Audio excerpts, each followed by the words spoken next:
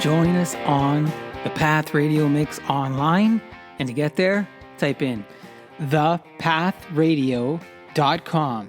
That's thepathradio.com. And enjoy free streaming music all day long. That's it. thepathradio.com.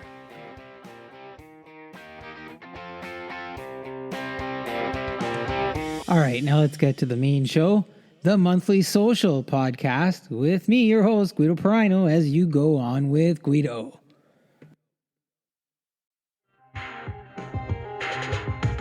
Hello, everyone. Welcome to the Monthly Social for July, where the show that has something for everyone is now streaming in 80 countries and over 880 cities around the world. Thank you for that, and please subscribe if you haven't already.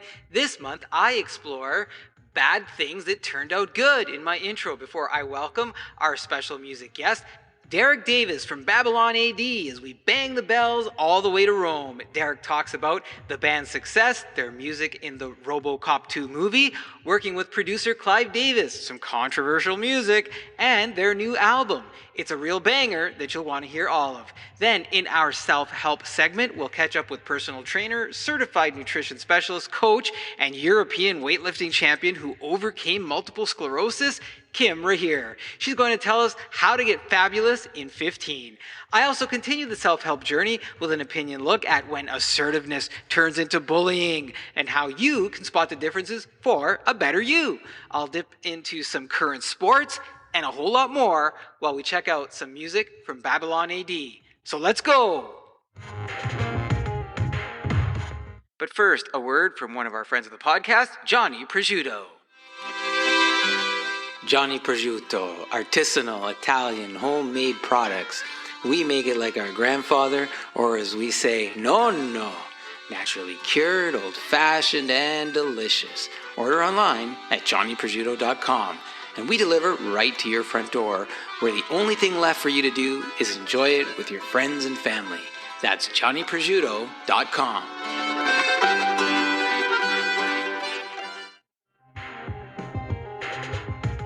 All right, welcome to July, everybody. Thanks for being here on the Monthly Social. I certainly appreciate having you. And if you're not a regular subscriber, please, I hope that you consider subscribing and join now 80 countries that are streaming the Monthly Social and over 880 cities worldwide. So thank you for that. If you're not a subscriber, please do. Love to have you around long term, and you get automated updates. And of course, the show that has a little bit of something for everyone doesn't cost anything. It's a free podcast with a wealth of information, if you will. And a bit of good news around that is that a prior guest that I had on the show, Saul Williams, he's an Indigenous artist and also an author, and he co-authored a book with Leah Williams, and that book is called Where the Bush Planes Flew, A Memoir and History of Life in a Remote Indigenous First Nation. And I had him on the show, and I guess from all the different topics that we got talking about, Leah, the other author, reached out to me and said, hey, you got a lot of information out of Saul that wasn't in the original version of the book. And I was wondering if you're okay with it and he's okay with it, would you mind us using that additional information that you were able to get Saul to talk about in an updated version of the book? And I thought, yeah, why not? What a great honor that, a conversation we were able to have here on the show can now be used to update this book. So I gave the go-ahead, and Saul gave the go-ahead, it sounds like. And so that book has been updated to include these new pieces of information from something that happened right here on the Monthly Social podcast. So, one of the things I said when I started this show is I wanted to be helpful and help you and help others and help our guests. And that's just another way, another example that we were able to do that on the show, that I was able to do that. So really excited. You can get a copy of the book on Amazon. I'll put a link in the show notes as well. It's called Where the Bush Planes Flew, a memoir and history of life in a remote Indigenous First Nation. And you'll see there that the updated version, June 25th, I believe, 2023. And yeah, check it out. Saul was a fantastic guest. Even if you go back and listen to his stories as we got talking, it was just one of my favorite segments that we had. And now the monthly social is referenced in a book based on that information. So that is good news, and I like good news. But you know what? I had some challenges since the last time we talked as well, and I want to share some of those challenges with you. So one of the first challenges I had was the fob in my, for the car. The battery started to go. So I thought, all right, no problem. Gonna order some batteries, change the batteries, and away I go with the fob.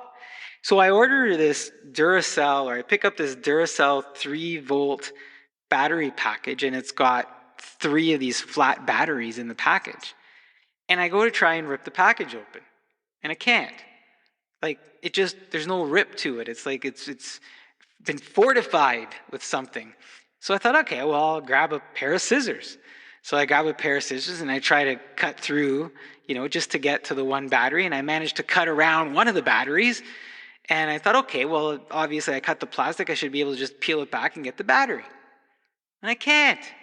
It just won't. It's like this fortified, hard plastic that has been reinforced lengthwise. The battery is sitting inside of another piece of plastic cup inside the package.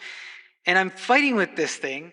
So then I grab a utility knife, thinking, well, the utility knife should be able to cut the underneath part of the plastic, the blister where this battery is sitting. And so I try to do that. And it's cutting it, but I can't seem to peel it back.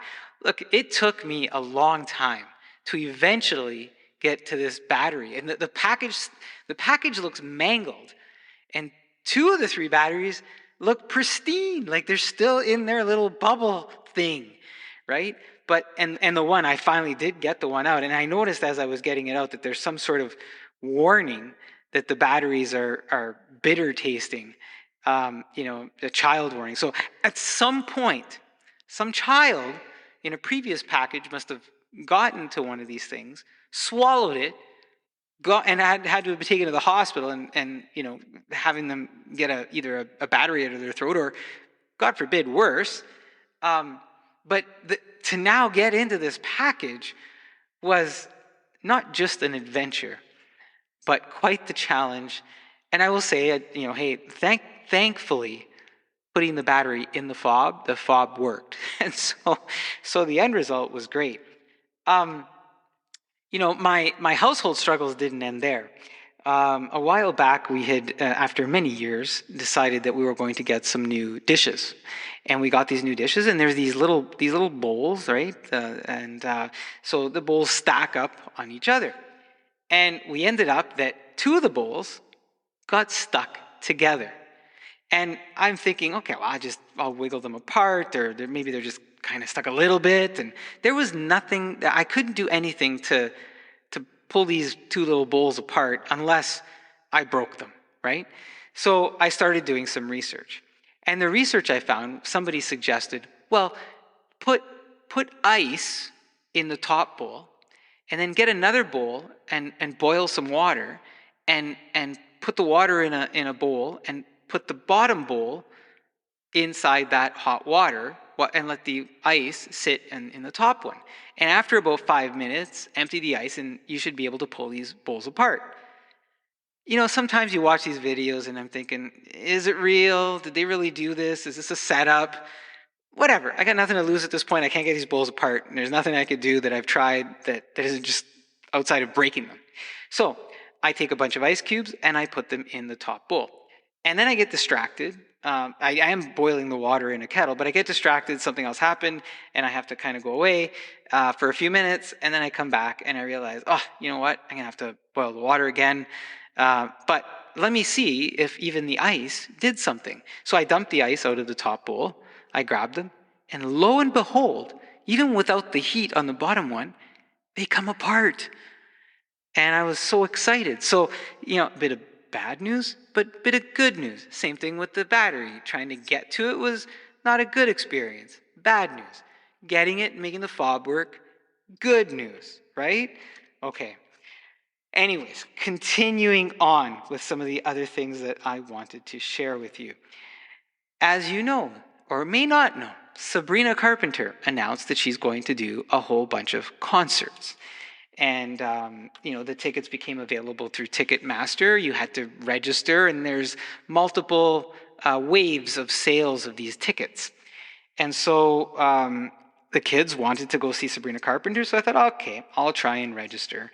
And I got an email that same day that I registered that said, oh yeah, you'll receive a code, or you'll receive a link that, when it's time for you to go buy your tickets, you click the link, you use the code, away you go. Fast forward to the day that the ticket sales day when I'm supposed to get this thing. And one of my kids says to me, hey, that the sales started. Did you get a code? And I'm thinking, no, I did not get a code. I did not get a link. Anyways, again, a little bit of fast forward. I get a text message eventually at 11:17 a.m. on the day of the sales. The sale started at 10 a.m. So I get the 11:17 a.m. text message with this code, and by the time I go in, there's no tickets available. None. So an hour and 17 minutes after the ticket sale started, I get the code to go on. So needless to say, that didn't materialize. That didn't materialize in tickets at all. But I just thought it was interesting. So I know most of these so far have been bad news, good news. We'll talk about the good news in another episode.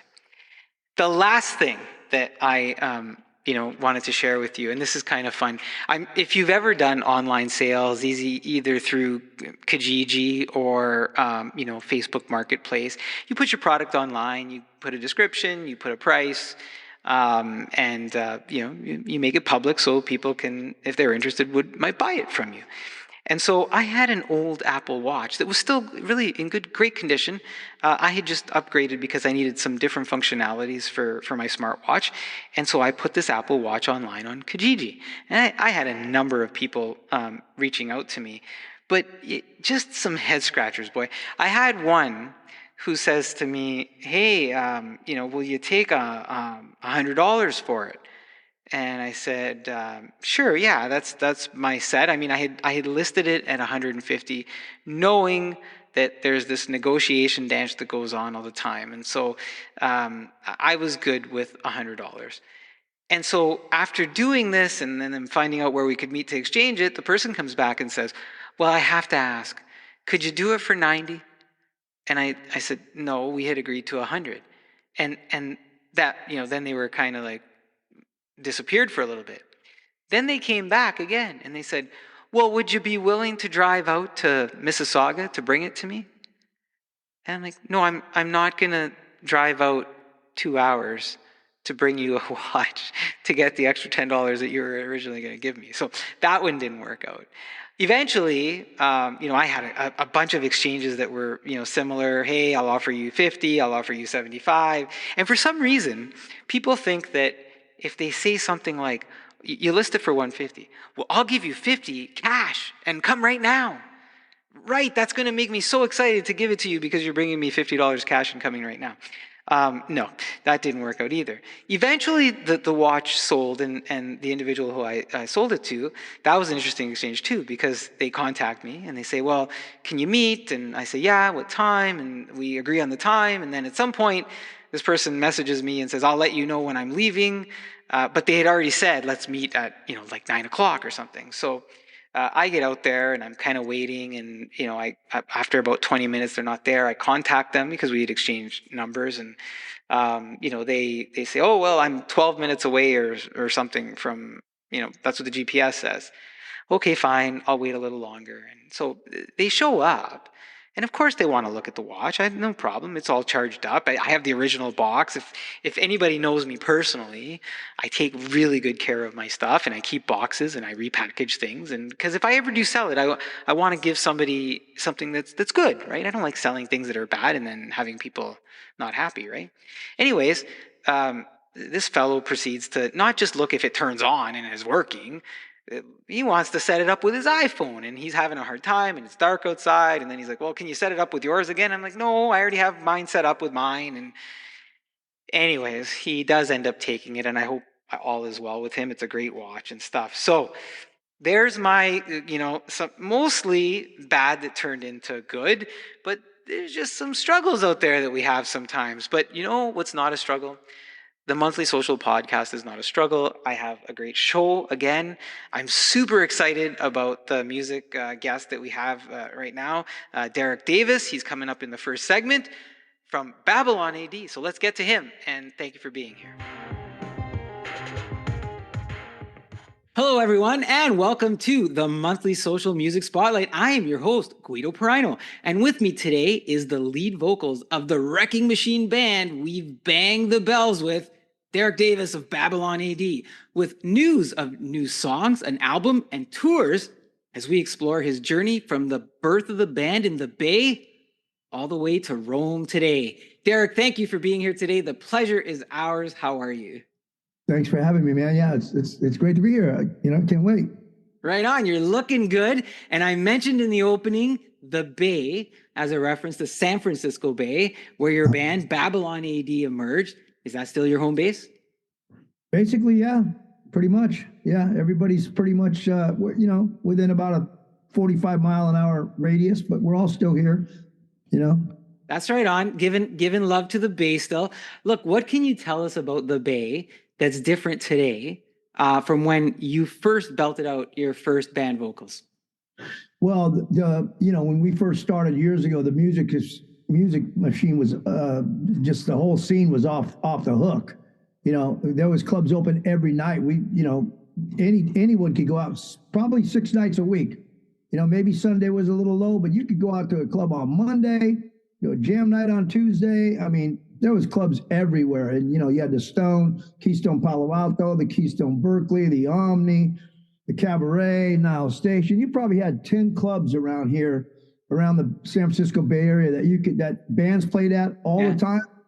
5-6 nights a week, man. The place was really rocking. And now, nosedive. What happened, man?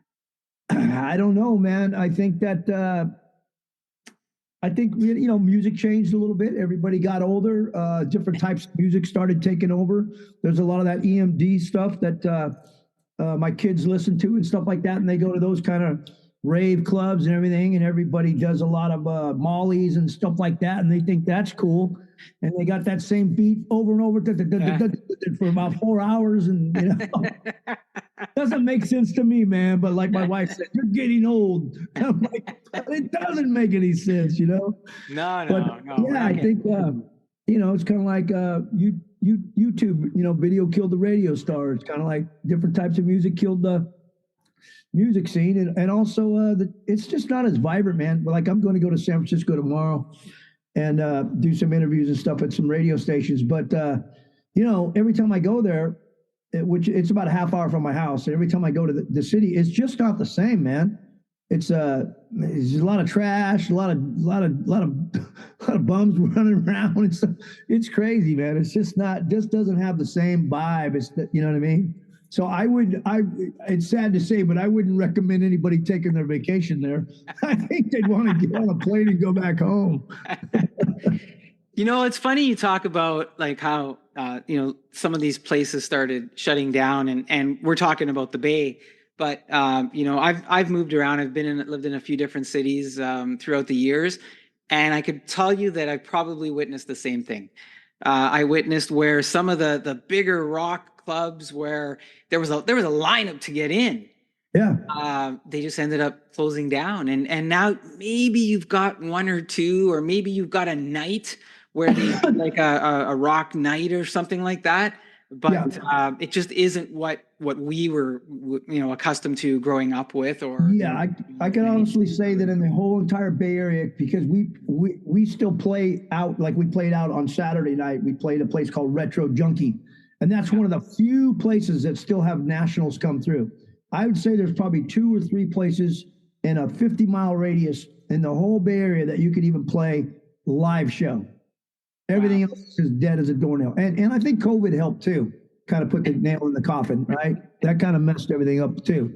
You Yeah, know, yeah, but most of the other states I know, Arizona, Texas, Florida, just to name a few, Los Angeles, there's more clubs starting to open again.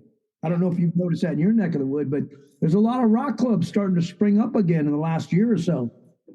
So yeah. I've noticed that, through talking to folks like yourself and other bands, there's a bit of a resurgence that yeah, we're experiencing. definitely you can feel it. Um, Yeah, Yeah, and what I've noticed, we talked about generations there for a moment, Derek. So our generation is getting back into it, and we have a little bit more time now, so we're revisiting it. But then the kids are going, "Hey, what are you listening to? Hey, wow, that sounds different than what we're listening to," and they're starting to catch on and listen. I know, my son, he's a little bit older, and he's kind of getting into that, and hey, what are those things, or what is that band, sort of thing, and they start yeah. I asking kind of think questions. there's almost like a lost generation Yeah, that didn't really have their own type of music for maybe right, 15 years or something. And yet there's a lot of people just rediscovering Babylon AD that are young, right, right. and hard rock bands that are young. They're kind of like, well, how, I'll hear stuff like, man, I feel like I was born in the wrong century or whatever it is, the wrong decade, because this is the stuff I dig, and the stuff that they were fed when they were teenagers was just not. There was nothing to grab onto. Yeah, it just had a little bit of a, and I'm not disparaging any of the artists of the last 20 years by any means. It's just there was some a generic feel to it at times, right? And Yeah, and and if you think about it, a rock band, yeah, like you hear about the Beatles the first time and the Rolling Stones and stuff. A band is kind of like a gang, right? Or yeah, it's like a team. So yeah, you go, man, I like Guns N' Roses, man, because they look like a gang, yeah, so I like that, you know what I mean? And yeah. a lot of these kids the last 20 years, they didn't have no gangs to join. No. They had Justin Bieber. You know what I mean? Are you gonna join his gang? Maybe if he's, you know what I'm He's saying? up here in Canada. He's designing donuts and hockey jerseys with the Toronto Maple Leafs. So I Yeah, guess you could do that. But you know what? The gangs, right? And it's the colors, it's the T-shirts, right? yeah, You exactly. start wearing the colors of the band and of the gang. Yeah, So I'm look at representing this. Got my patch on, and this is who, this is right. who I'm. Yeah, You know what? I have a drawer full of my badges and things that I yeah, wore, and you get exactly. into that, right? So what? I Um, got all my old T-shirts and everything, and won't right. give I won't. I got some that probably are on their, like, probably should be retired. I got a few of those too, man. But it's hard letting go, right? There's memories attached to those things, Too many memories, too many good memories, man. Look, Derek, help me clear something up, because we started talking. We started talking Babylon here, Babylon AD. So in terms of Babylon AD getting on the map, you get signed by Arista Records. It's 1989, and Clive Davis inks you guys to a deal. So Yeah. what's the event, or what's the moment that makes that happen, and where exactly is that? Uh, well, try to make a short story. The A&R guy, Randy Gersten at AOR at the Arista Records. I'm sorry. He'd seen us a couple times live, and so he talked to Clive and said, "Man, these guys got it. I mean, we were playing the same time that Tesla and Guns N' Roses were playing. Yeah. We're around the same circuit and stuff. We actually practiced with Guns N' Roses, shared a studio with them. So we had a lot of good traction, a lot of labels were looking at us at the time. So I think my manager set me up with a songwriter named Jack Pawnee. I'm not sure if you're familiar with him, but he's written a lot of songs, and he's a great songwriter, and he's out in New Jersey, Toms River, New Jersey, where like he was writing with Bon Jovi. He was actually in Bon Jovi's first band. Yep. So I wrote a few songs with with Jack Pawnee, and the A&R guy gave them to Clive Davis, and Clive Davis loved the songs. He said, "Okay, I want to see these guys." So he came out and seen us in San Francisco at a showcase, and literally we've been together for about 8 months, man. Not long at all, you know. So we were green, you know what I mean? And we did our best to try to convince him that we were ready, but he could tell, man. I mean, he signed, you know, Janis Joplin, Aerosmith, Santana. He knows, you know what I mean, that we were green. But he took me aside after we did the showcase for him. He said, "Look, Derek," he goes, "I love your songs, I love your presence, everything." He goes, "But you guys right now, you're just starting. You know, I need to see some growth, man. I need to see that grit, more gigs under your belt, that kind of thing. So let me see how you guys do in about another 6 months or so." So, but that was, I tell you, just him telling me that and me telling the band what he said and everything was just such a phenomenal thing, because it was like, man, I'm talking to Clive Davis, you know. It's such a big thing for me because I had just read his book Off the Record, and I told him that, and it was funny. He says, "You read my book?" And I go, "Yeah." He goes, "Wow, I didn't even know that was in print anymore." I go, "I found it at the library." You know.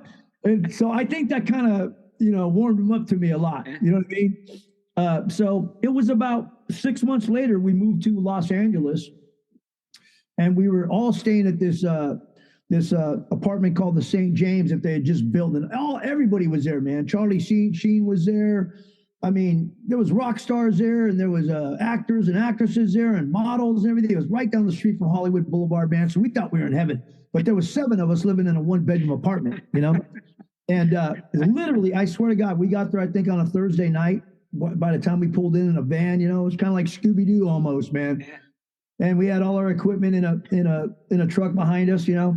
And Friday night, all of a sudden, our manager called and said, "Clive Davis wants to see you guys tomorrow at SIR Studios at 12 o'clock. We got to," man, the band just freaked out. We're like, holy shit. I mean, we just got here on a Thursday. We got to do it we're going to do a showcase for him on a Saturday. And we hadn't practiced for probably about, you know, a month or so, or 3 weeks or whatever it might have been. But, man, he came down with two A&R guys from New York, and then our A&R guy from Los Angeles, Randy Gersten, and our manager, and that was it. And they sat on this big couch, right? And we were on this gigantic, huge stage that bands, you know, like Motley Crue use, you know, to get ready for their tours. And here we are on this huge stage, and these guys are on this couch, like about, you know, 100 feet away from us, just sitting there. And so we had to get up on stage and act like we're playing for thousands of people, you know? So we get up there and we're all animated and rocking out, and I'm running around the stage, you know, pointing here, doing this, throwing a kick there, whatever it may be, you know? And I think we played 7 songs, and as soon as we got done, I mean, as soon as we hit the last chord and went bang, it was like silence. You could hear like a pin drop, man. And then all of a sudden, he literally, it seemed like he jumped out of the couch and kind of ran over to us and grabbed me by, you know, my hand, and he goes, "Welcome to the family, boys. Welcome to the family. You done it." You know, I got to tell you, man, it was the biggest high. You know, I'll always remember that because it was such a high. It wasn't like just getting signed by an A&R guy at a record label really dig you. This was Clive Davis. You know what I mean? I mean, he's like he was a mogul at the time of the record industry. You know what I mean? And that's basically how we really got our deal, man. It took about another year before we had the record out and everything like that, but it was quite a journey, man. When you went to that first meeting with Clive, when he kind of says to you, "You know what, you need to work out a few things, you work on a few things for 6 months," and you get excited, do you ever walk away and think, "Oh, you know what? Is this gonna happen? Will it ever happen?" Like, was there ever a doubt, or did you guys like say, "Screw it, we're just going, and this is gonna happen"? Was there a doubt ever? Well, you know, we put the pedal to the metal, man, and we just started practicing more. Yeah. You know, we were practicing probably 2-3 days a week, and we do probably about 2-3 gigs a month, you know, up and down the California coast. But then we just went into overdrive, man, because all of a sudden we were legit. You know, we had other record companies starting to come to us. Other record labels actually were offering us deals. There were small kind of Yeah. demo type deals, like we'll give you $10,000 to do a 3-song demo, that kind of thing. Wow. But our manager kept saying, "You guys, man, Clive likes you guys, man. Let's just keep going with that angle right there because I mean, this will be a full-on deal. It may take a little bit longer, but this will be the big deal if we can get it." So yeah, man, it was kind of like pinning your hopes on in that big bread basket. You know what I mean? Of just the Arista record, Clive Davis. That was, and we had all of a sudden legal gets it, lawyers get involved and stuff. Right. So everybody's telling you what to do. You're just a bunch of dumb kids wanting to play rock and roll. You know what I mean? But yeah, it was so something. So after he signs you guys and you do that, do you end up working with him a bit, like post signing? Or actually, it was kind of crazy because he would fly we were signed to Arista from 89 to 93. He must have flew me out to New York, just me, probably 4 or 5 times. And it was kind of weird because I didn't know really why, but I would get a phone call like in the middle of the day, and it'd be a secretary. "Hey, Derek, Clive has a ticket for you. He wants you to be on a plane tomorrow and come on out and sit in at the A&R meeting." And I'm like, "Oh, okay." Like I'm going to say no. You know what I mean? Sure enough, dude, it was so weird because I would fly out there and I would sit in on the A&R on all the A&R meetings, and we'd be like, what's judging what was going to be a Jeff Healey's single or Taylor Dane's single or Whitney Houston's single, and here I am, and Clive always made me sit right next to him. So it was really weird, man. And I could tell the other guys at the A&R table are looking at me like, "Why is he listening to this son of a bitch? He's just a rock and roll kid from Hayward. You know what I mean? What does he know?" Derek, did you wear your sunglasses did you wear your shades at the table with Clive? Or? No, I don't think I did. But there was a time that was really funny. I got to tell you this story. Yeah. I'm sitting there and I'm next to Clive. And Clive, he put the music on so loud, you would not believe it. It's a huge room with a huge table, probably 20 people sitting around, all A&R guys, marketing guys, and everybody's got their pins and their thinking hats and they're real professional. They got their suits on, and Clive sits at the end of the table, like the big Godfather chief, and I'm sitting right next to him like his left-hand man, and he goes, let's hear that new Jeff Healey, the 2 songs that we're considering for Jeff Healey's new album, and put it on, right? I'm listening to the song, and I'm thinking the whole time, man, in my mind, I'm thinking, this sounds just like ZZ Top. That's what I was thinking, right? Yeah.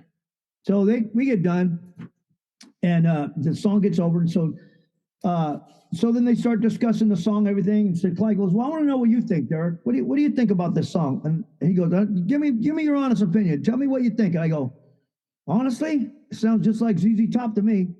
I mean, you should have seen those guys in the A&R guys that were there, the New York guys. Their jaws dropped. They were like, "How do you know? Like, how do you know?" I was like, "How do I know what?" "Well, Billy Gibbons wrote that song for him." I mean, to me, it was obvious. And these guys were like, they thought they had something special, like that nobody would figure out. You know what I mean? Needless to say, I don't think that song became a single. They chose another one. It was just so weird because I'm thinking, who you trying to fool, man? I mean, I could tell this is ZZ Top. You know what I mean? What a thrill, though. I mean, from him signing you to sitting at the Arista table there and doing that. Like, I got to tell you a story of my own, and it's around your initial album, Babylon AD. Oh, cool. Yeah. So a friend and myself, we were in university. We were living in Windsor, Ontario, which is right across from Detroit, right? Uh-huh. And he and I were driving around, and Bango the Bells comes on, and I said, "Oh man, that song is so rocking, right?" And he's like, "Yeah, I want to get the album." I said, "Yeah, me too, right?"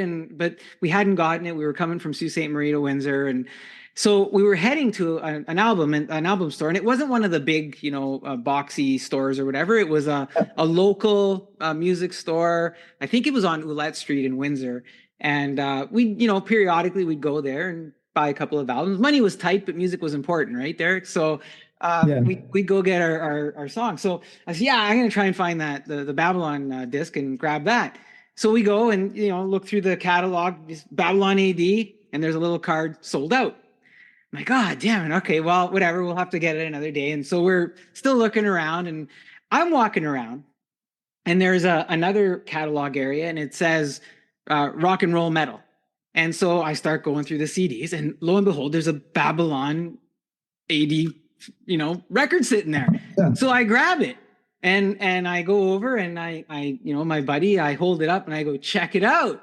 And he comes running over, and I'm holding it, and he with his hand grabs the other end of it. I'm like, what are you doing? He goes, I'm buying it. I said, no, you're not. This is mine. So I put my other hand on the bottom, and he's got it. And now we're fighting in the store. We're grappling over the album. Okay. And the shopkeeper looks over at us, right? And I'm thinking, he's going to call the cops. Would you let go of the album, right? So I won, and I got it. And to this day, the back of it still has a crack on it from us tugging and pulling on it or whatever. What a great story, man. Yeah, I had to pull that out. And I was like, when I started doing this show, I had, a list of, as I'm doing these shows, there's bands that I'd like to eventually get on the show and talk to, and you were one of those. So when this happened, I was like, I got to go pull this off, because I have I'm still old school. I love CDs. Even today, I'll buy the CD. I don't mind buying the digital copy, but I also get the CD. And so I had to go in my locked up shelf and pull it out or whatever. And I had to tell you, I won, and I got it. I still have it. That's great, man.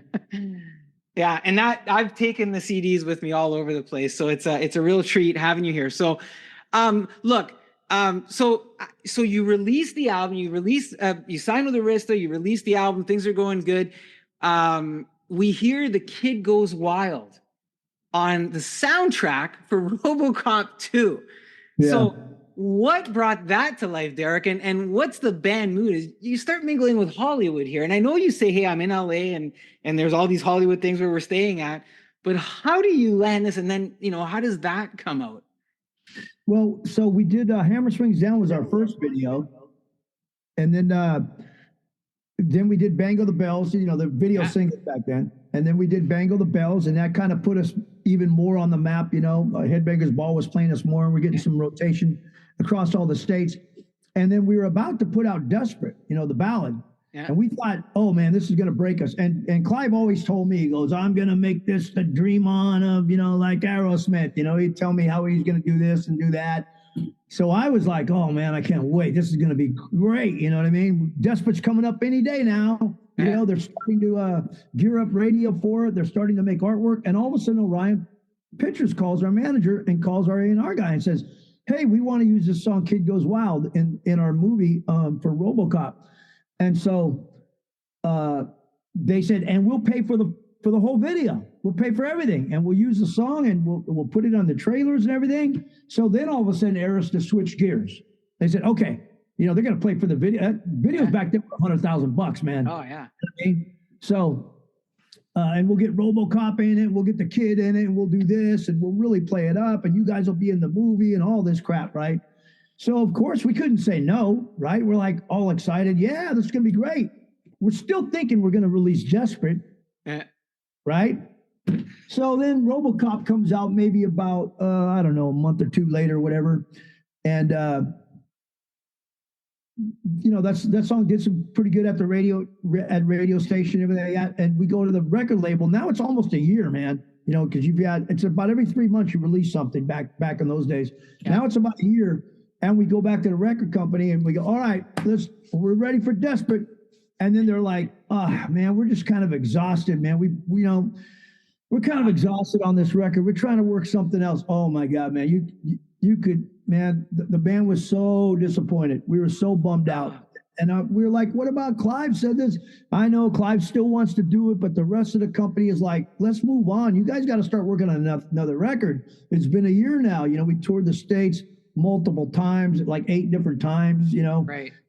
We did everything we could do, but we thought, hey, you just keep on going. We were just kids, man. We didn't know. Yeah. We say you just keep on going. It doesn't matter how long, But to them, there's an agenda. They're a corporation. Well, they look at Babylon AD and go, well, let's see, they were released on October, and it's November of the next year. It's time for them to get on and start working on other stuff. No matter how good that song is. That's what it felt like. you know. So it was a blessing and it was a curse at the same time, you know, Yeah, because I guess so. You got something out of the Kid Goes Wild that you didn't expect, but a letdown in terms of desperate because you were waiting for that other thing to yeah, happen. because you never know, that could have broke us wide open, you Yeah, know. It could have been our, you know, whatever. It could have been our dream on, you know. Who knows? yeah. Great song too. So look at so, but you're doing this. Let's talk about that. The music scene does start to change a little bit in the mid '90s. Oh There's yeah. this lean towards grunge, but Babylon AD, you guys don't flinch. You release a live album. You keep going with more new music. Like you play right through it, right? And not a lot of bands did that. There were some bands that took some longer breaks, and they kind of got overwhelmed by the fact that there's this grunge thing happening. They didn't know what to do with it, some of them. What Uh-huh. motivates you to keep doing that while all this change is going on about you? Well, you know, to be honest, so I mean, it was about '94 probably, and grunge took over everything Yeah. back then. And we were all disillusioned with the music business, man, because when lawyers start getting involved and accountants start getting involved, and everybody starts pulling at you from different places, and you got all these legal things going on that you don't know nothing about. You know Yeah. what I mean? It just and then you lose your record deal. It's a big deal, man. So creativity is like, and then all of a sudden we're growing up, right? We're all getting married. We're starting to have kids. Some of us are, Jamie, our drummer, he went back to college. You know, we're actually like, oh, I guess that was the funnest time of my life, but now I got to grow up and be a regular person. You know what I mean? Instead of living in this fantasy for 10 years, you know? Since, you know, from high school out, you know, you're just living in a fantasy, and it's a great Yeah. fantasy, you know? But, so it did take a few years, about another 5 or 6 years before we started working together seriously again. Um, I kind of dabbled in some blues stuff with Moonshine, the band Moonshine. I did an album with them guys at Eddie Van Halen's house, and that was a little short, cool run, you know. So I was still writing and I was still Yeah. moving along, you know what I mean? But as far as Babylon ID goes, it was probably about a 5 year kind of a hiatus, like everybody else.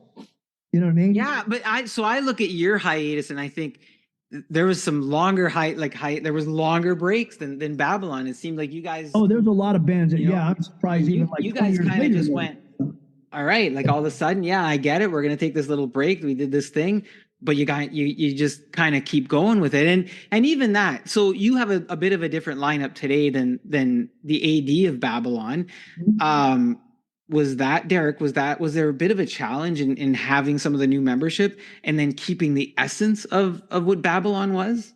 Absolutely not. It was just very, very kind of strange in a way, man, like fate or something, you know. Uh, Eric had passed away, our bass Yeah. player that had taken Rob's place. Our original bass player had been playing with us 20 years. Rob got in a medical accident and couldn't play anymore. So Eric, Jamie's brother, the original drummer, Jamie's brother, Eric played bass, and he'd written some songs with me on American Blitzkrieg, and played bass for about a year back then too. So now Eric passed away. And then Jamie moved to Las Vegas and decided he just didn't want to be a part of, you know, he wanted to do something different. And so, you know, when we got offered another record deal, Jamie was the first person I called, you know, and he said, "Nah, man, I'm doing my own thing. You know, I got other stuff I want to do." So I talked to Ron and I talked to John. I said, "Well, what do you guys want to do? We got to get a rhythm section for this." And then Ron had been playing with these two guys, and he said, "Man, I already have the rhythm section. We don't have to look for nobody. These guys are great, you know." So me and John went to a rehearsal, you know, basically to check them out. And so we played I think we played about 8 Babylon AD songs. And I swear, man, it was the weirdest thing. We played those songs, and it sounded like we could have got up on stage 15 minutes later. Those guys had their songs down to a T. I mean, every drum roll, every bass line, everything. And it sounded strong and fat, you know. Worst thing a band like us could do is get a drummer that maybe is really finesse, really good, Yeah. you know, but it wouldn't work with us. You need somebody that's hitting hard and rocking, you know, like Denny Carmassi or something like that. You know what I mean? So So it was just a fit. Like it just it happened to just fit fit. just like that, man. And we started rehearsing right after that. The next week we started rehearsing and started writing new songs, just like that. And that was a year You ago. you mentioned Eric Pacheco passing away, and of course that's James' brother. Condolences, right? Now, while Eric hadn't been in the lineup long at the time, how did that like how does that impact the band? Like, how do you guys does it? Do you guys Well, you have to recover? understand that Is it you have to understand that all of us grew up in the same area, and hmm, we've all known each other since we were kids. Like I've known Jamie since he was like 15, and Eric since he was 12. You know what I mean? We all we're kind of like, even though we're a band and maybe members kind of change places every once in a while. Eric and Rob, the bass players, they're best friends too. hmm, You know, Danny De La Rosa, who played in the band for 20 years, yeah, played in bands with John at high school. So we're all kind of from the same area, and we all respect each other, and we all at some point write together or whatever. So yeah, losing Eric was it was pretty pretty horrific and sad. You know, it's just yeah. it's so weird when somebody that you know so well. I've written a lot of songs with Eric, and he was just a real Christian, good person, man. You know, I don't know anybody that ever could have said anything bad about that guy, anything. And it was just sudden, you know, just a sudden thing, sad thing. Was it Yeah, Derek? Was it harder because like we're in the middle of the pandemic in 2020, right? Was did that make it even harder? I think so. There was Yeah, actually, me personally, I lost two other best friends since kindergarten in the last around the same exact time. yeah, So it was kind of like for me, it was like people just dropping like flies. You know, yeah, good friends of mine. You know what I mean? yeah, Um, but you know, life goes on. You just got to keep on plugging away. You know, I'm fortunate to have a big family, yeah. and lots of great friends, and my bandmates are my friends and stuff like that. We used to Yeah. hang out all together and all the time still. So there's enough of us, gang, to keep that one going. Celebrate the memories with the folks that you have around That's you, right. and honor their memory with the great music that you guys play, I guess, right? Yeah. And do that. Um, when you weren't doing Babylon AD, you recorded an album with your other band, American Blues Box, and you mentioned Moonshine as well. And when Mhm. you weren't collaborating on those projects, Derek, you were busy releasing 3 solo albums. Yeah. Go ahead, and I want to say, go ahead and inspire all the musicians out there listening to this who live in, one lane. Where does all the passion come from to do what you do, and how do you just keep rolling like that? Well, I listen to lots of different types of music. Well, maybe not lots compared to most people, but to be honest with you, man, like right now I'm going through my Bob Dylan, Simon and Garfunkel, Neil Young phase. You know what I mean? I really never went through that phase before. I went through my Elmore James, Son House uh, phase. You know, I went through my Sade meets James Brown at Al Green's house with Marvin Gaye phase. Yeah, You know, so I think and I always when I'm writing I don't typically sit down with a guitar and say I'm going to write this today. It just whatever happens. A lot of times it's whatever guitar or whatever keyboard I'm playing on kind of like sets a tone of what I'm writing. So then it goes to that, and I kind of just put the songs in a box like this goes in the Babylon AD box. This goes in my soul box. This goes in my, whatever blues box, you know. yeah, And it's funny you said that because just a little while ago I was listening to some of the stuff that I have demoed, but I haven't listened to a long time. I just happened to press a button on my iPhone, and it went like Derek Davis tunes, you know. So I pressed. I went, oh yeah, I remember this song. Wow, this song's a really. I'm thinking myself, this song is a kick-ass song. No one's ever heard it but me. And I'll get to the next one. Wow, this song's awesome. Like, I'm seeing the video of it. You yeah. know, that song that I'm talking about right now is a song called Glass Jaw that I actually wrote with Eric. If you heard that song, though, you'd go, wow, this is some kind of like David Bowie meets Nine Inch Nails. You know what I mean? It's just it's in left field. It wouldn't fit Babylon AD no matter what I would try to do with it. Right. It just wouldn't. You know what I'm saying? So I just keep on writing, man, and whatever I like. When you watch a movie, right? You don't just watch the same type of movies. I'm just No. an action movie, and that's all I'm going to watch. You watch lots of different movies, and you like different actors and different stories for different reasons, right? That's the same way I write songs, man. Just whatever happens, and if it goes, I'm in awe. I'm in awe when I hear you say, "Hey, I could build this song," and and I get what you're saying. You create it and you go, "This isn't the Babylon sound. This is this other thing over here." I'm just in awe that you can do it, separate it, and yeah, then go and tackle it as something else, or say, "Oh, I'm going to tackle this one as Babylon." So, but Derek, you were creating new music. You drew some controversy with some new music that you did in 2022 with your song and video, "What Is Up Is Down." As you reference woke mind virus, citing graphic cancel culture, woke culture. oh, What brings you to pen this? uh, you're talking about what is up is down. Yeah. Yeah, I wrote that song. I was a little pissed off. Everything I seen on the news was, you got to be this. You better do this. You better not do this.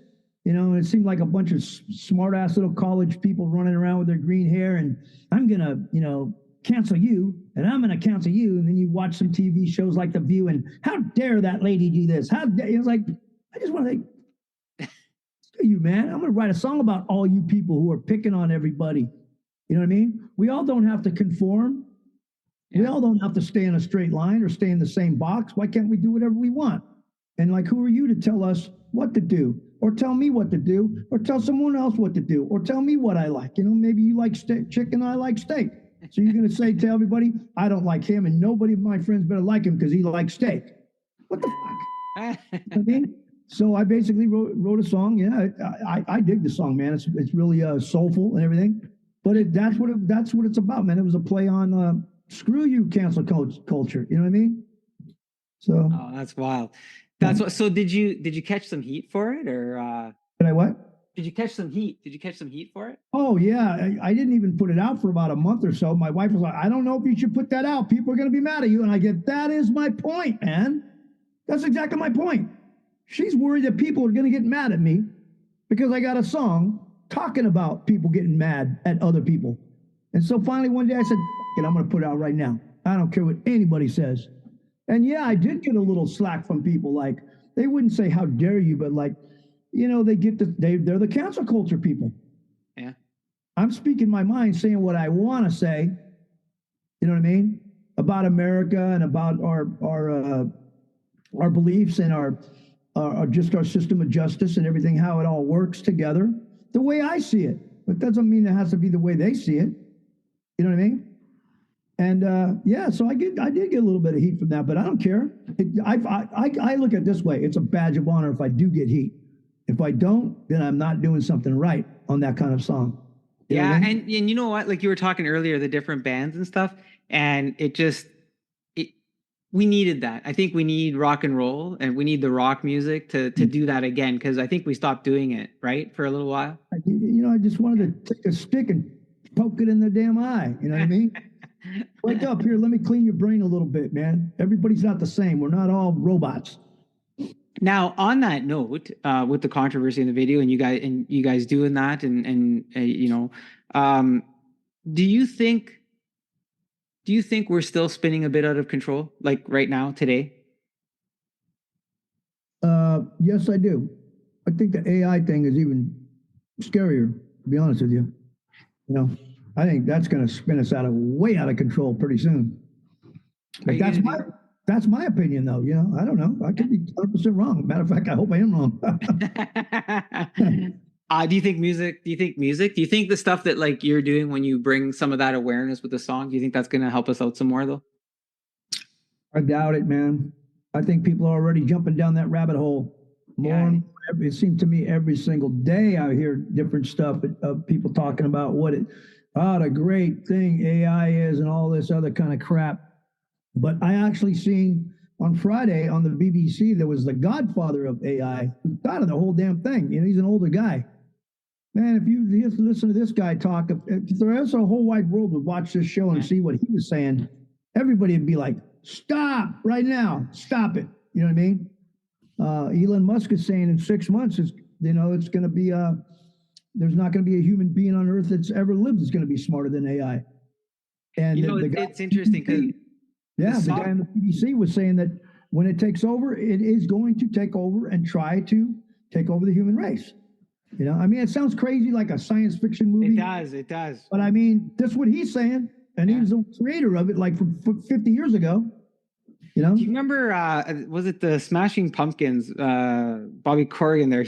At one point, I thought he had said, I could be wrong, that artificial intelligence, he wanted it to replace everybody in the band or something to that effect, and have, that's kind of scary, even for our music. It's kind of scary, right? Like, I know the software that I'm using with you here right now tonight.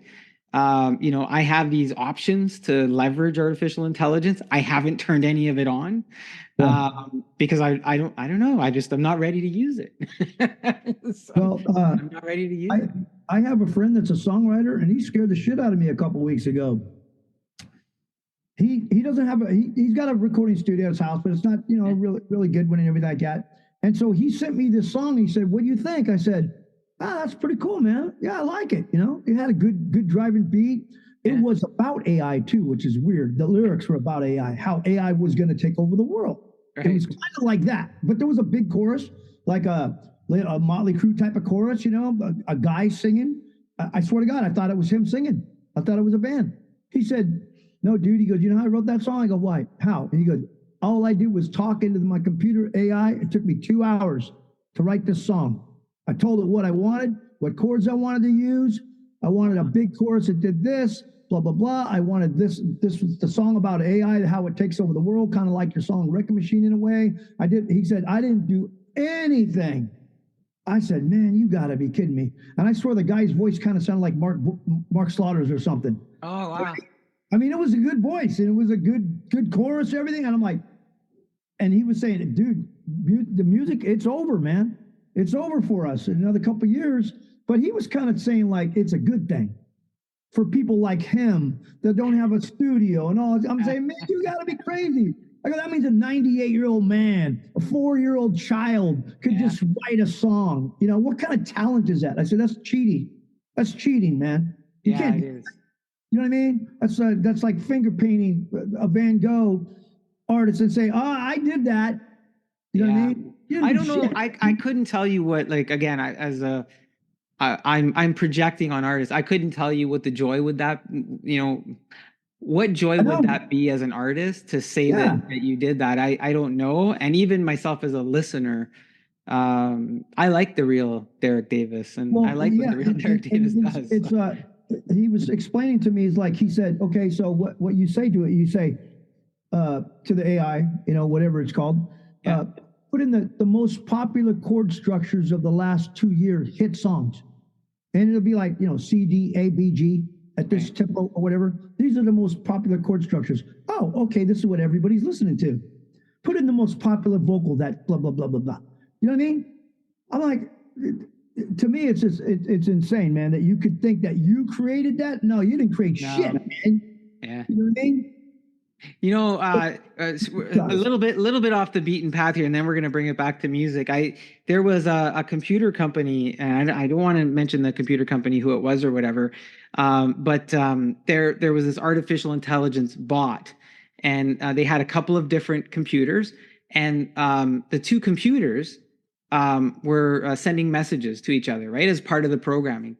And what the programmers noticed is that the two computers started sending messages to each other. They started to create their own language. Created their own language. And they couldn't figure out what was going on, what they were saying to each other. And they ended up shutting it down because they said, "You know what? We're really not sure what's going on here. There's communication, and we don't understand what they're communicating." I read the same story at the Wall Street Journal a few months back. Isn't that wild? Like, what's going on? We better shut these things off. Because they could communicate without us knowing what the hell they're talking about. Right. It's over for us. Right. All right. Let's bring it back to music. Look, you're no stranger to bringing some lightning to the world, Derek. You do this last year with the release from Paris Records, Live Lightning, featuring your top 10 rock radio classics. The album touts the band's powerful live performance energy. Do you consider Babylon more of a live band than a studio? And whatever the answer is, has that changed through the years? I've always thought we were a kick-ass live band, and we've always had great reviews. People just said, man, these guys, because we've always, to be honest with you, we've always kind of looked at it as like you're in a street fight. You're not going to lose. You got to get up on stage and kick ass. Yeah. You don't just get up there and start smiling and have a fun time and dance around and, this kind of stuff. Like I see some of these band guys, and then they got their big fake background vocals with their 4 girls over there and the piano player and all that other shit, We like just to keep it raw and rare and real. You know what I mean? Yeah. And I think that gives us a little bit of attitude. But at the same time, man, like the other night when we played, I swear, man, there were people this close to me, like where my hand is, and they're just screaming in my face of the lyrics, And it was really cool, but it's like, wow, this is crazy that 30 years later, there are guys going, hammer swings down, And so every once in a while, hey, I could do a Vince Neil. You know what I mean? Well, although I could sing it. Ouch. I had to get that in there. But, poor Vince. Yeah. We love you, Vince. We still love you. Yeah. So, it's cool, man. But I love being in the recording studio, man, whether it's doing the Babylon AD stuff or my stuff or whoever's stuff, Yeah. I dig it, man. It's just like it seems online, Derek. We love you. We love you live. Like that's what I'm hearing the fans say is we love Babylon AD live. Yeah. You guys are, you bring that atmosphere and that rockin' atmosphere. Now, look, we know Rome wasn't built in a day. And while that is the name of your new album that was released on May 17th, 2024 on Paris Records, is that a reference to where Babylon AD is today? Or what's the message we should take from this title? Rome wasn't built in a day. Well, at first I just thought it was a really cool title. You know what I mean? And I've heard it, of course I heard it before, but for some reason when I was writing the song, I came across, I had these images, the gladiators walk before you. That's what they say. Rome wasn't built in a day. Yeah, that's it. That's kind of how I write songs. Oh shit, man, I better write that down. I was going to forget it. But just the gladiator line, popped me into like, oh, okay, yeah, that's what this is about, and that Rome part will fit perfect. So that was the original idea. But as time went on, as we're writing the rest of the songs on the album and everything, it started. There's been a few people that have said to me like, this sounds like a concept record a little bit, and I can kind of see what they're talking about a little bit. Sometimes love is hell. Like the titles kind of have this kind of, not darkness to them, but they kind of fit with the word Babylon AD and the mystique of ancient times, Roman times, whatever they may be, Greek times, whatever. But it just kind of has that little bit of mystique to it. And then we thought to ourselves, well, it has been 6 years since the last studio album came out. So yeah, Rome wasn't built in a day, man. You know what I mean? It kind of just all went together. Yeah, no, that makes sense. Love the title and love your sort of arc, your journey as you start out with this and then you realize, and I love concept albums too. I love the story of an album and how things kind of gel together. I do too. So now I might want to try to write one. Good idea. Look, how do you guys record this album? I mean, I know a lot of bands have been recording tracks on their own, and sometimes, like I'm hearing, oh, well, we send each other the track, and he lives here, I live there, we'll mix later. Do we have some of that going on here, or is this everybody came in the studio and you guys? No, I have a recording studio at my house. I've had it here for like 15 years, but I like to record the drums at a bigger studio. So we used 25th Street Recordings in Oakland, and they're a great studio, huge studio with all the old reel-to-reels and everything like that, and 2-inch tape, and we wanted that big fat sound. You know what I mean? So then after we had the drums, now we could do the rest at my house, at my studio. because it functions, with it's good for recording guitars, vocals, everything else. Probably could have did the drums here, but I don't think we would have got it wouldn't have been the sound wouldn't have been as good, because you got that big room and that which plays a lot into it. A lot of people compress the shit out of the drums where you don't hear that stuff anymore, but I try to keep it as real as I possibly can. I don't use I don't use that many plugins or any of that kind of stuff.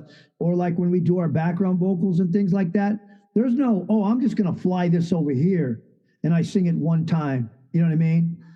White hot bullet from the gun. I'm not going to just keep cutting and pasting. I see everybody doing that now, man. It's like, that's like the AI thing to me. It's like, you're a cheater. You're cheating just to make things easier, man. Just sing it again. You know what I mean? So the kickoff song "Wrecking Machine," it's been making some chart noises, and critics are saying, and maybe this is part of it. You just gave me a little a soundbite there.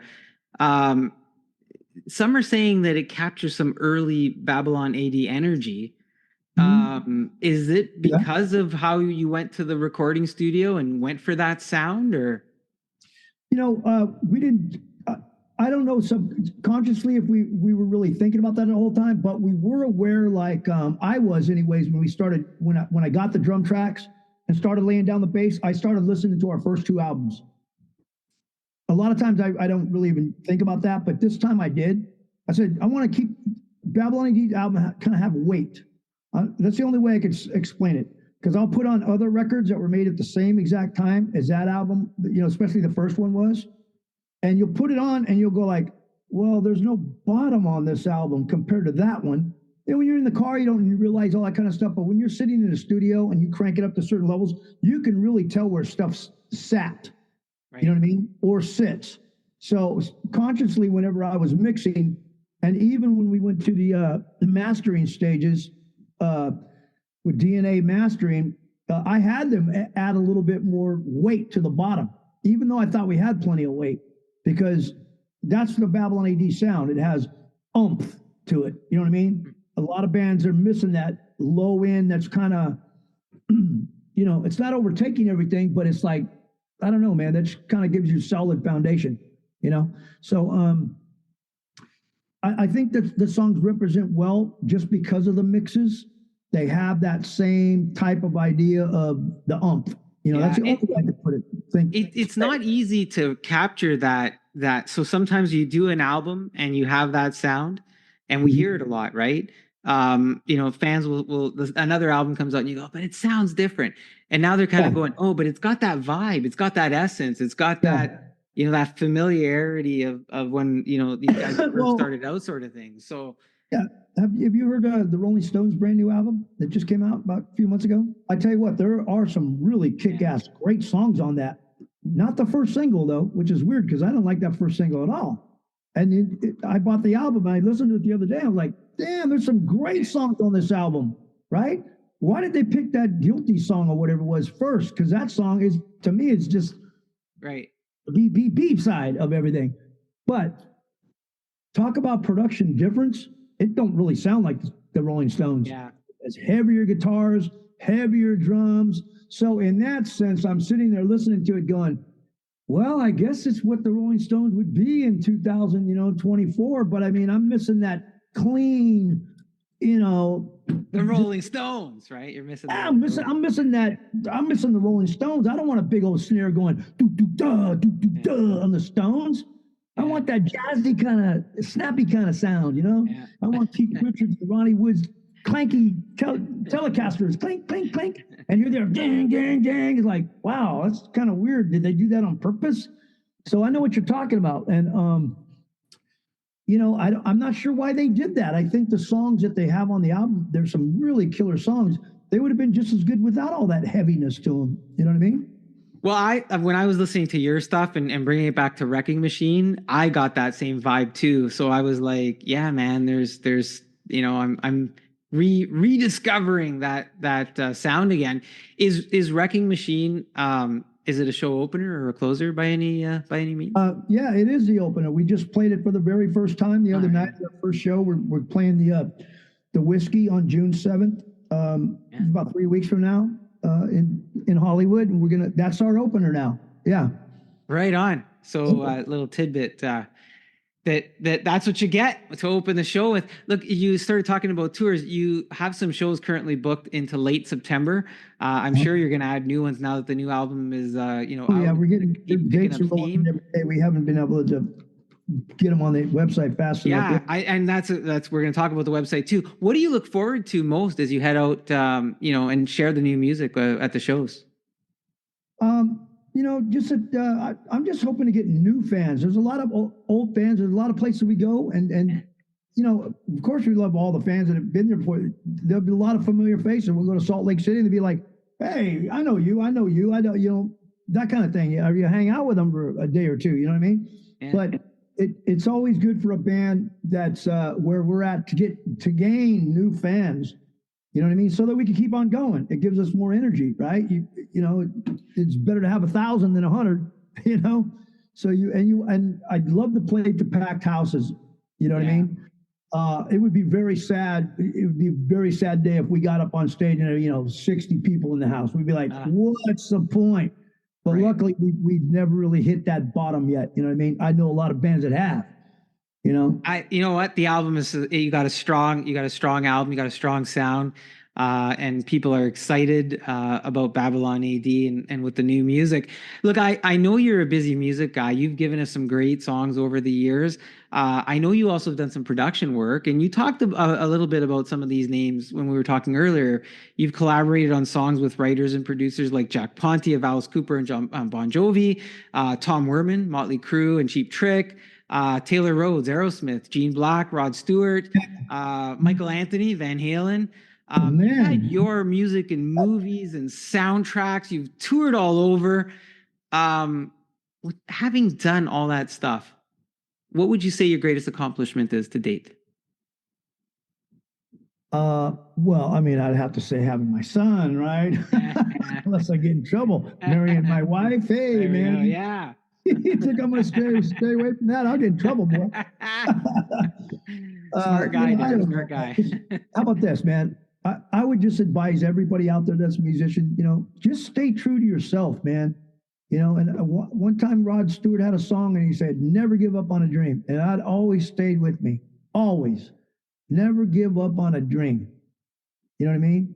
Just never give up on it. And something will happen, man, as long as you don't give up. I remember when I was a kid seeing Y&T, they're from our neck of the woods for the first time in high school. Yeah. Man, my jaw was on the ground. And I said, I want to be like that guy, Dave Medichetti. You know what I mean?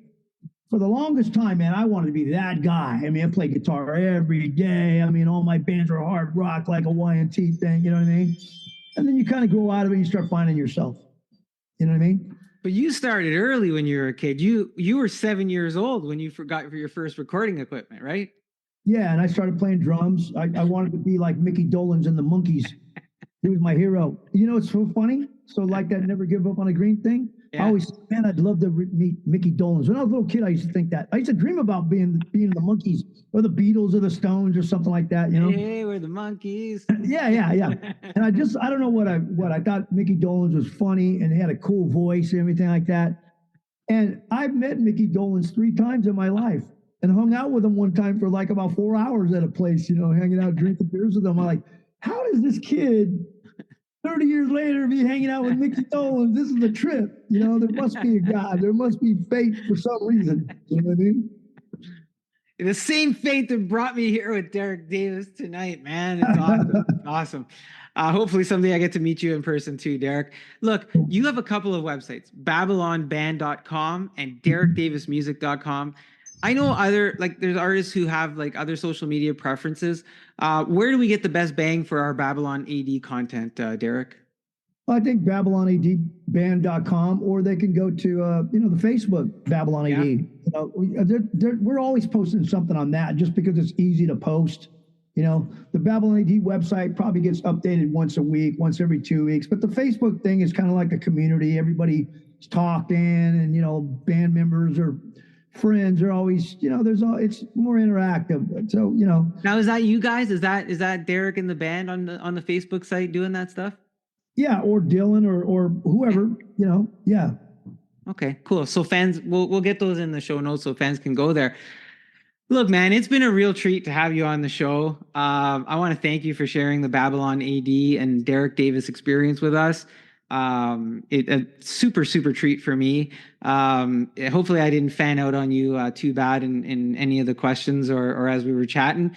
Is there anything else you'd like to leave us with before you get going, Derek? Just remember, Yeah, that Rome wasn't built in a day. right on. It took a week.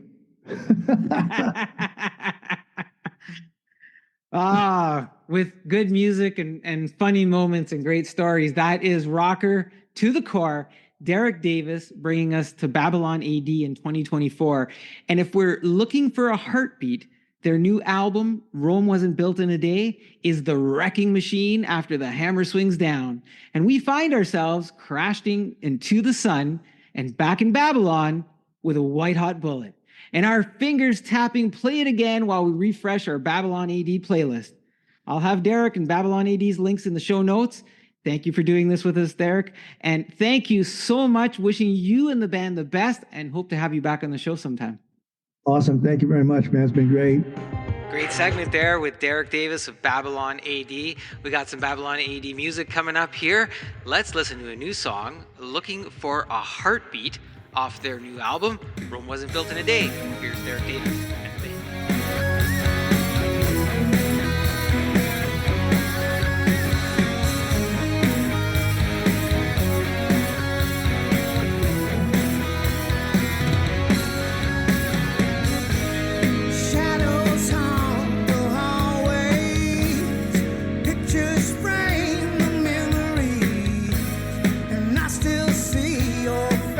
Everywhere that I turn,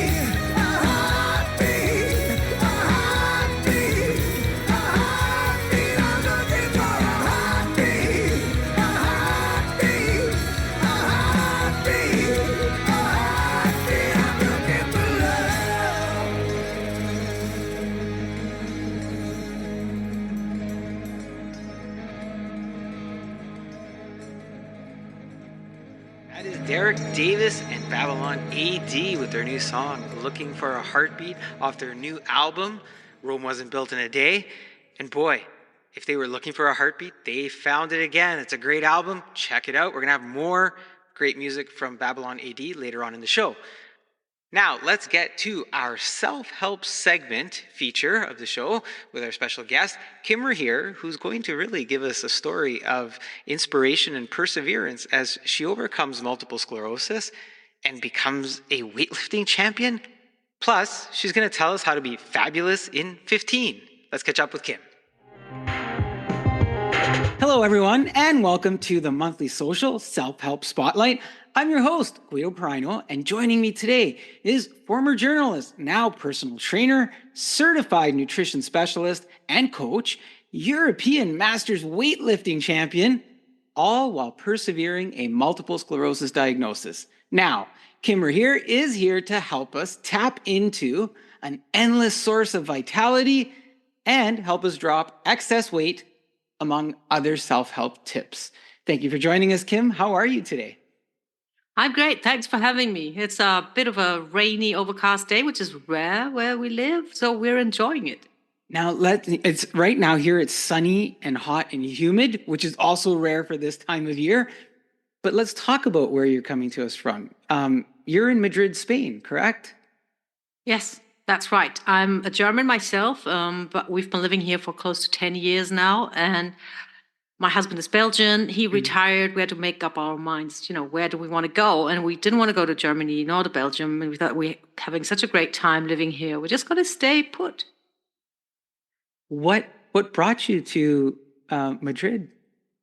Well, we were journalists, at a time, like you mentioned, my husband too. So he got assignments, and they were mostly for 4 years. So we lived in various places, and we came to Madrid in 2014. And he managed to pull off 2 more years, then, like 6 instead of 4. Yeah. And then he retired. And, when we decided to stay longer than 4 years, we already knew that we liked this place.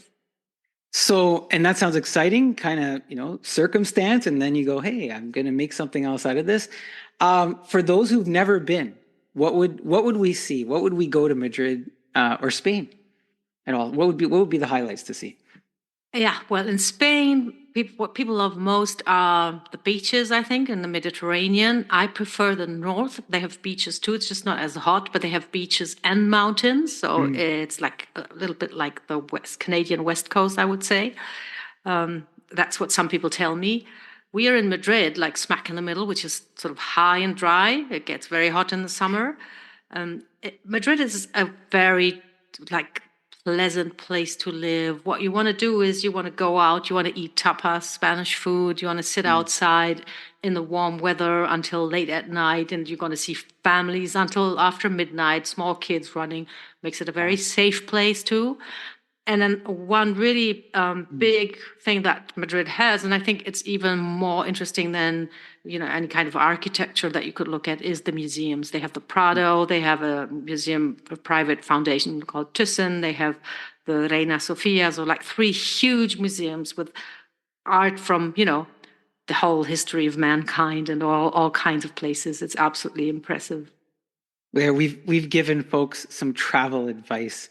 I've heard actually that it's become a more popular place to go as a destination for folks. So I wonder if you're seeing that the tourist levels increase because it's been on the hot spots of place to go these days. Yes, there's always tourists. Kim, you talked about you were a journalist. Was that like a freelance thing that you did, or did you end up working for a paper or a network or?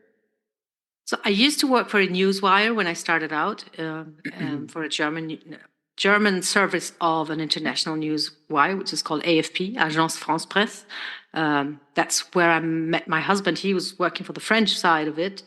And then we got married, and I quit my permanent job, followed him, and freelanced from then on, and then just sold stories to whoever would buy them.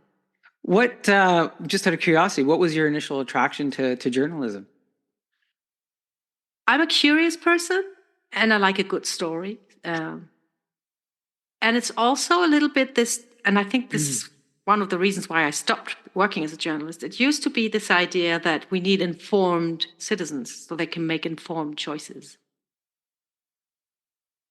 And you stopped because of that? Because it doesn't work like that anymore. Because information has become a commodity. And I noticed that in my work, you had to compete. I mean, it's always been like a product that people sold, but like the commercial side sort of got the upper hand, and it was not so much about what. Usually the journalist is like a gatekeeper. Right. They say, well, this is important, this you need to know, and it was not about that anymore. It was about what will get people excited, what will they click. I think what I'm hearing is the core and the essence of the story started to change, and it became just more sensationalized. Perhaps is that fair to say? Yeah, yeah. And it was less informing and more entertaining. So Right. It sort of the focus shifted, and it's fun. I mean, I do want to entertain, and I told you Right. I like a good story, but you cannot sort of twist things or leave things out or put an artificial focus on things just because they're like so entertaining when they may be not as important for the future of the society and the country. Yeah, we had those entertainment type of papers already out in circulation, and some of the mainstreams had started to become like that, is what I'm hearing. So as you transition out of journalism as a career, you move into coaching, and we're going to talk about coaching in a few moments here. But I'd like to add a couple of more pages to the story. Before we do that, you were diagnosed, and I mentioned in the introduction, with MS, multiple sclerosis. Was this while you were still doing the journalism? It was, yes, I was actually. Yes, yeah. I'm hesitating because I had sort of considered and thought about and sort of dreamed of being a coach for quite some time, never taking the plunge because I love my job too. But that was, yes, while I was still working as a freelancer when I was diagnosed, and that was in France. And you hear this for the first time. What's your reaction, and what do you do next as you sort out this information for yourself? Yeah. First thing that happens is you kind of plunge into darkness because it's just terrifying. You have no idea where you're going, what's going to happen to you. And they tell you need lifelong treatment, so you give a lot of your power away. You're going to be dependent on injecting yourself 3 times a week. So it's like fear, darkness, disappointment too, because obviously your life's not going to be what you hoped it was going to be or imagined it to be. And then because it's autoimmune, you also feel betrayed a little bit by your body. I mean, why is it attacking itself? Doesn't make any sense. And so it was like a really, really hard blow.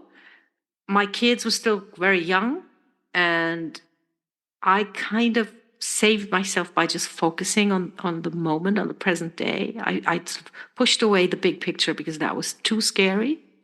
And I thought, I'm just going to do what I can today and see where that takes me. Yeah, you approached it in smaller segments, if you will, as opposed to the bigger part. And it's interesting because I was thinking as you were saying that part of you, like your body turns on itself. There's some sort of self-blame or something that you kind of have to work through, right? You're in a much different spot now? Absolutely. Yeah. Absolutely. I'm so grateful for everything that happened to me. I know it sounds crazy. Sometimes it even sounds a little bit cheesy. Yeah.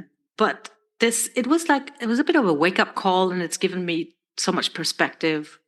Stuff that you complain about in everyday life. You don't want to do the chores, or you're sort of stressed out. And, when, at some point in my story, I wasn't able to walk. So I'm just happy that I can walk and even lift weights and stuff. It really changed. And I, even more now than then, I live in the present. I have this, it's a bit ambiguous because I have this awareness, and I have it in my bones, that this can all be taken away from me in one day. It cannot be here tomorrow. Yeah. But it doesn't scare me. I mean, the thought can be scary, but it just helps me enjoy today more. It's interesting because there's a saying, right? Sometimes life can be short, even in the longest days, right? You appreciate things a little bit differently. You look at those little chores a little bit differently. So this happens. At some point, you decide to put down your journalism pen, and you picked up your a mission as a health coach. What's the trigger, and what are some of the first things you did to make that happen, Kim? Yeah, so when I got my diagnosis, I asked the doc, can I exercise? Because I had enjoyed going to the gym, like, not super passionately, but I was a gym goer. And he was very non-committal and said, maybe careful. She didn't really want to say anything. Luckily, I met a nurse later who showed me how to inject myself, and he said, no, exercise is great. It makes you fatigue resistant. So I had this urge, this desire. I wanted to become physically strong. And I think it's linked to this experience of your body betraying you. You want to be sort of, master your body again. And you want to like be the boss of your physique again. So I just wanted to become strong, armed myself with a book, lifted heavy and heavier and heavier, got better physically and mentally. Until like 6 years ago, my neurologist here in Spain said, you're just doing so well. How about we stop your treatment? And I said, oh, absolutely. Blood hell, yes, let's stop it. And that's when it gave me the courage to take the plunge, to do the thing that I had been thinking about for a while. And also I thought that I was on to something. Not how to cure MS, but how to change your whole outlook on life, your quality of life, with this very simple intervention, which is strength training. So we're not saying MS is cured or this is the cure or whatever, but just so I understand, your training and your strength training, you no longer take medication for your MS. Absolutely. And congratulations. Thank you. Yeah. And that's another thing I'm so grateful for. And I think, as I said, I would never claim that, there's like the direct causal relationship. Not at all. But I know that nothing but for my mental health, my mindset, it changed everything for me. It makes you so confident and so optimistic. And that will always have, knock-on effects on your physical health when you're mentally sort of balanced and happy. So let's talk about that mental strength. As you evolve in your health and fitness journey, just so happen to end up winning the European Championship in master weightlifting.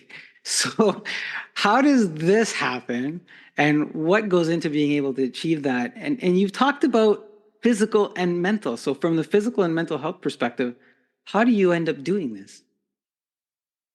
There's a bit of sort of accidental happenings, and I think it's also some kind of path towards like physical challenges and fulfillment. We moved to Spain. I worked with a personal trainer. He was very happy to work with me because I was one of the few women who wanted to lift heavy. He loved that. And after a few months, he said, would you like to try Olympic weightlifting? He had got into that himself. That was the only reason. He had just started it. He thought it was fun. My only memory of this was from watching the Olympic Games with my dad when I was a kid. And it was like, fat, to me at the time, old men in weird leotards lifting heavy stuff overhead. But I knew that they were like sort of feats of strength. And I thought, that would be pretty cool. Let's try that. So I tried it. I sucked at it. But I realized it's a mix, because it's a mix of strength and technique. Olympic weightlifting has only 2 moves. You have to put the bar overhead. In the snatch, it's in 1 move. And in the clean and jerk, you can sort of rest it on the shoulders and then put it overhead in the 2nd move. So you have to outsmart gravity somehow. So you have to be strong, but you also have to be like technically very, very proficient. And it's lifelong learning, and that's something that I love. So it's a challenge. So I was hooked right away. After a few months, I changed from a commercial gym. I went to a weightlifting club where there's only weightlifting, no mirrors, no music, just a lot of iron. And after 2 weeks, they asked me if I wanted to compete. And I said, and I mean, that was 5 years ago. And I said something that I would not say today. I said, do you know how old I am? And they said, we don't care. We don't care. There's other people your age that are competing. Yeah. And then I said, okay, let's do this. And then once I started competing, I was curious, and I just looked at, what kind of strength levels you needed to be international. And I realized that that was totally attainable for me. So I went for it. What a story of inspiration and perseverance. And congratulations on that, on the championship. I mean, that's phenomenal. Anybody listening, I just get excited just hearing you tell the story, thinking to myself, I want to do more than what I do. Just because you kind of grabbed it and achieved that. As you journey into this health space, and you begin to embark on a mission to help women embrace muscle and strength, as you did yourself, as the one-stop shop solution, if you will, for several health problems that you say ensue from age 30 onward. Why does that become important to you? Because I talk to so many women all the time, women my age, and I see so many problems.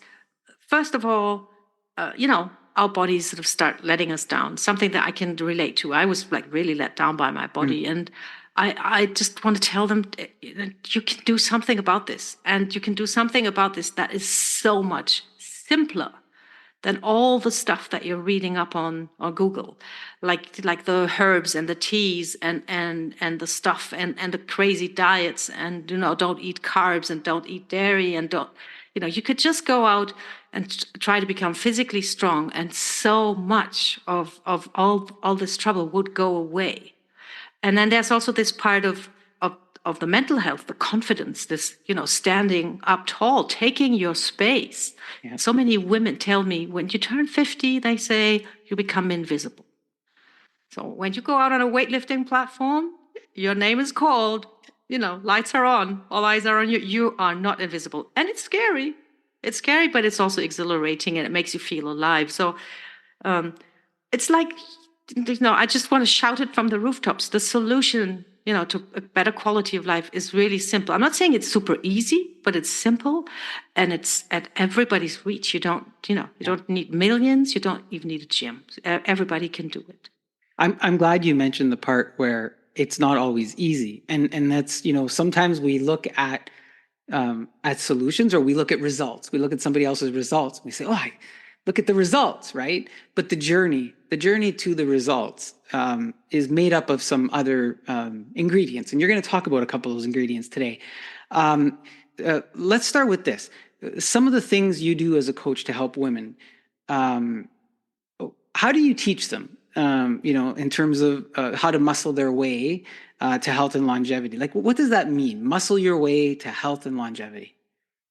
Yeah, it means that, if you start looking after your muscles, like building them, conserving them, loading them, stimulating them, you will have such an improvement of your overall health and your quality of life.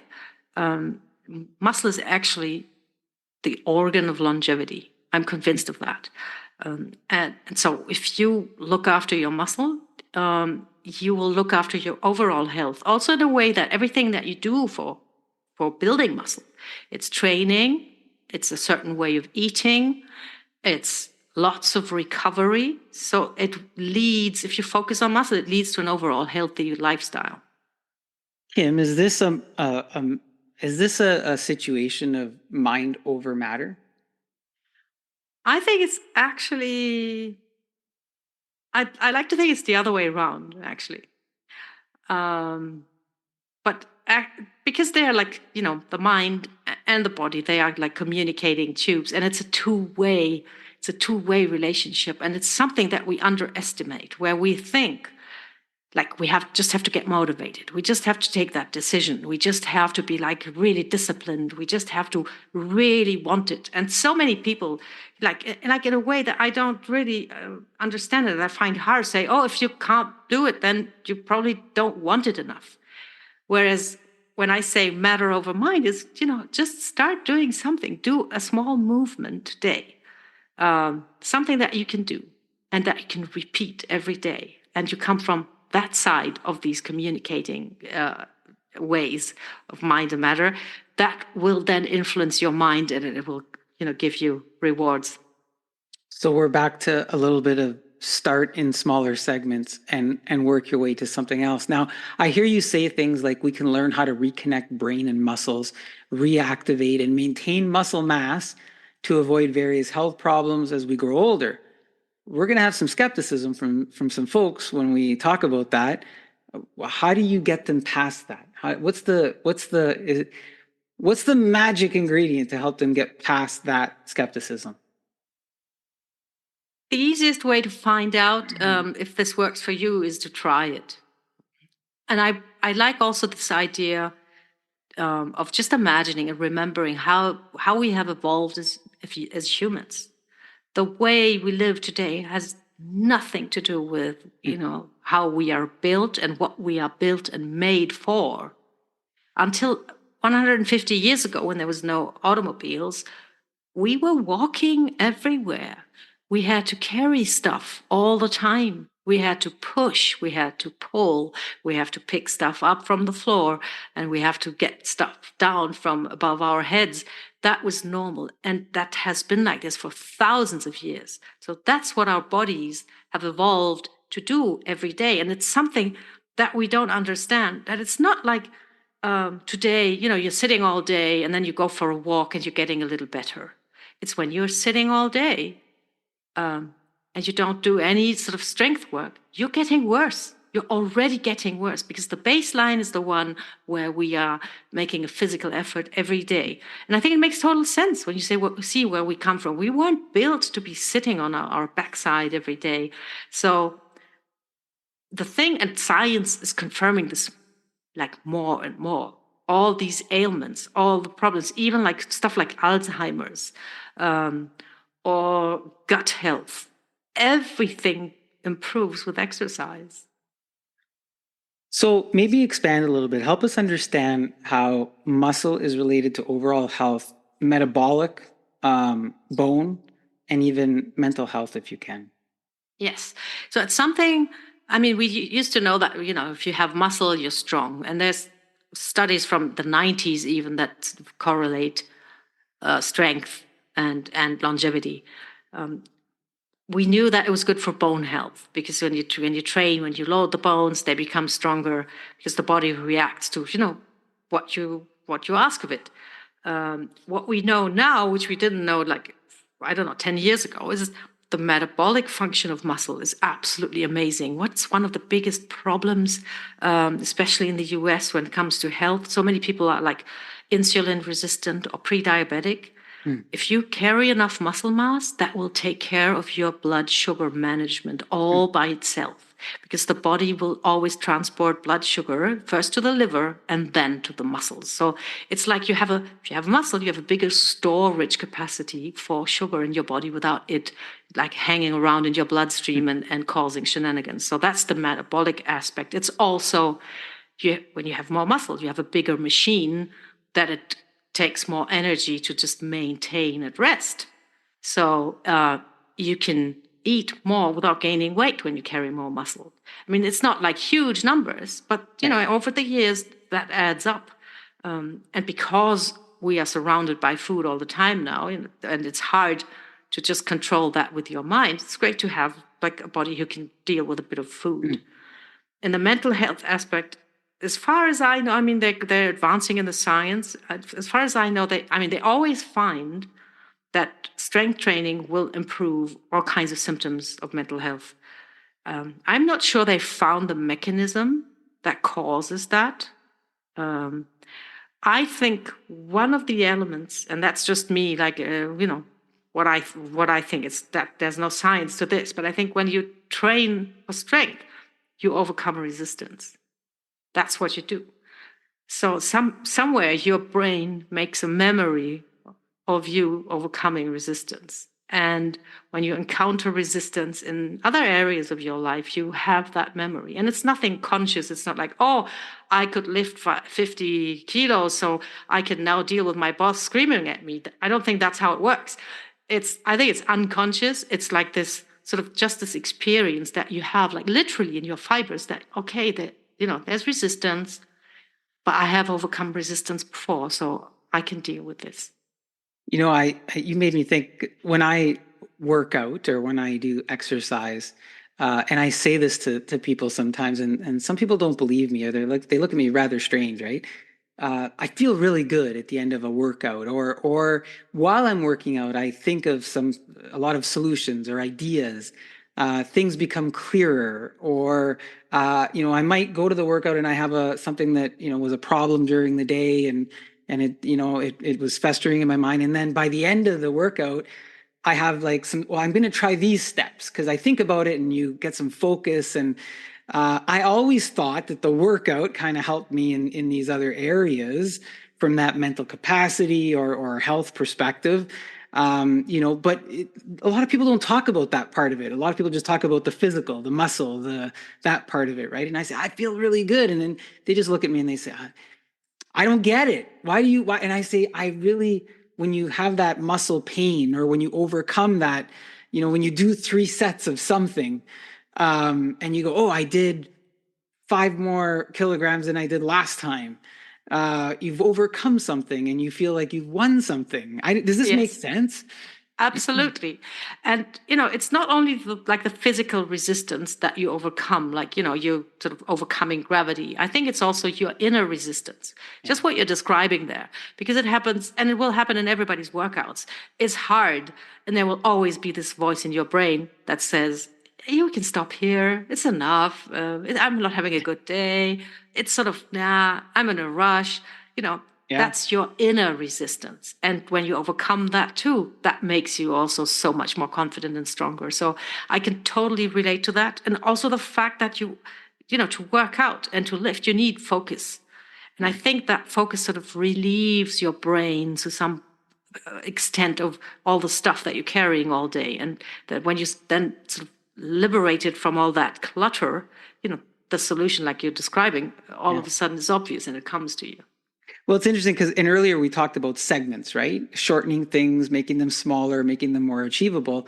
I go into part of the routine and I've got, I'm doing 3 sets of something. And the first set is 15 repetitions.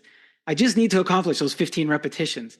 And once I'm done them, I'm like, hey, I accomplished that. Now I can do a second set, right? And you get this little breakup of segments. Look, what if I'm one of those people, though, who no matter how much I work out, just never seems to gain muscle mass, no matter how hard I push to do it? Yeah, it doesn't matter, because you will have muscle, you will increase fiber, the fiber size will be smaller, you will become stronger, you will have, better, all the health effects, you will have them. You will just not look the part, and most people don't really want that. It's crazy that the people who do want to look like that are mostly those who struggle to achieve it. It's also something that I want to tell all the women out there who still think, oh my God, I'm going to look bulky. Just look at the guys toiling away for years and years and they never achieve that look. And, how are you going to achieve it with, so much less testosterone in your system? So look, talk about pushing hard in women. What can women do to start building muscle without getting hurt? Because as you kind of just hinted at it, we go to the gym, it could be intimidating. We try to push ourselves. We see other people around us who look apart, right? And you think, how do I need to look like that? How do I look like that? But you don't. But how do you start building muscle without pushing yourself and risking injury? I think it's really important to have an assessment at the beginning. You need to know where you are at. Everybody's different and everybody has a different story. And if you've been sedentary, and the women I work with sometimes have been sedentary for decades, You can't just download any old YouTube like high intensity interval training workout and expect to be doing that and having results without getting hurt or frustrated or discouraged or even disgusted, because like it should suck. And it's good for people who are in shape, but not for people who need to get in shape. So you really want a thorough assessment of your status quo. You need to know where your strength and mobility are at, and then you need to do the exercises that challenge you at that level, at that entry point, and then take you further from there. If we talk about the challenge for a moment, from the perspective of resilience, what is resilience, and how do we know if we are resilient, if we have it in us, or how can I become more resilient once I understand it? Yeah, I've sort of come up with my own definition of this, and it may sound crazy, but you just said, do I have it in me? And I think it's not an inbuilt trait. It's not a character quality or a personality trait. I think of resilience as a safety net that you build. Because what does it mean to be resilient? It means you can bounce back, right? You take a fall, you bounce back. So I just imagine like the safety net that people have under when they do the tightrope walking and stuff. That's your resilience. So you have to take care of every single knot in that net. What does it mean? I came up with this thought when so many women, I'm not lying, so many women tell me, 3 years ago, I was in fantastic shape. I worked with a personal trainer. I lost weight. I worked out 3 times a week. I felt great. And then they left town and it all stopped. And I just think, how can you have your whole system, your quality of life, your health, sort of your fitness program rely on the presence of one person? This is like you have just this one, you don't have a net, you just have a knot, and the knot breaks and then you fall through. Of course you can't bounce back. Yeah.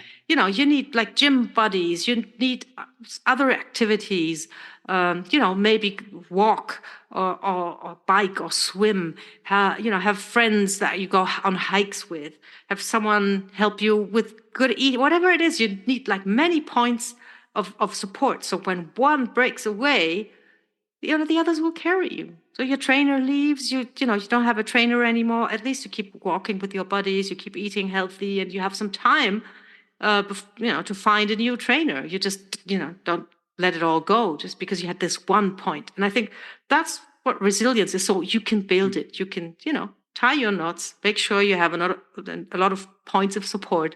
So when something happens, and something always will happen, right? That's just life. And you have enough support to catch you and make you bounce back. Yeah, and those are good points. And part of that strategy, I know for myself, sometimes I will bring someone in for a session or a boost or something, and then I'll go focus. And then if I feel like, okay, let me retweak or let me retool, and then you kind of go. So the different strategies, but absolutely, I think it's have sort of multiple points of success. Sometimes we say, let's not have multiple points of failure, but have multiple points of success, so that if one exits, then you have those other things to kind of lift you up. Kim, you're also a nutritionist, and you say, trying to eat healthy is the worst strategy for people who want to drop fat and become lean and strong. Now, this seems to go against all the mainstream things that we hear. Clarify that for us. So what are the pitfalls of eating healthy? And I'm using air quotes, eating healthy, right? Yes. So first of all, we're talking in a fat loss context, right? So I came up with this. It's my pet peeve, actually, because so many women, again, tell me, I'm just trying to eat healthy. So that's your goal. So your goal is, I'm going to try something. Just imagine you're going to the altar and they say, are you like for life? And you say, I'll try. Yeah, thanks.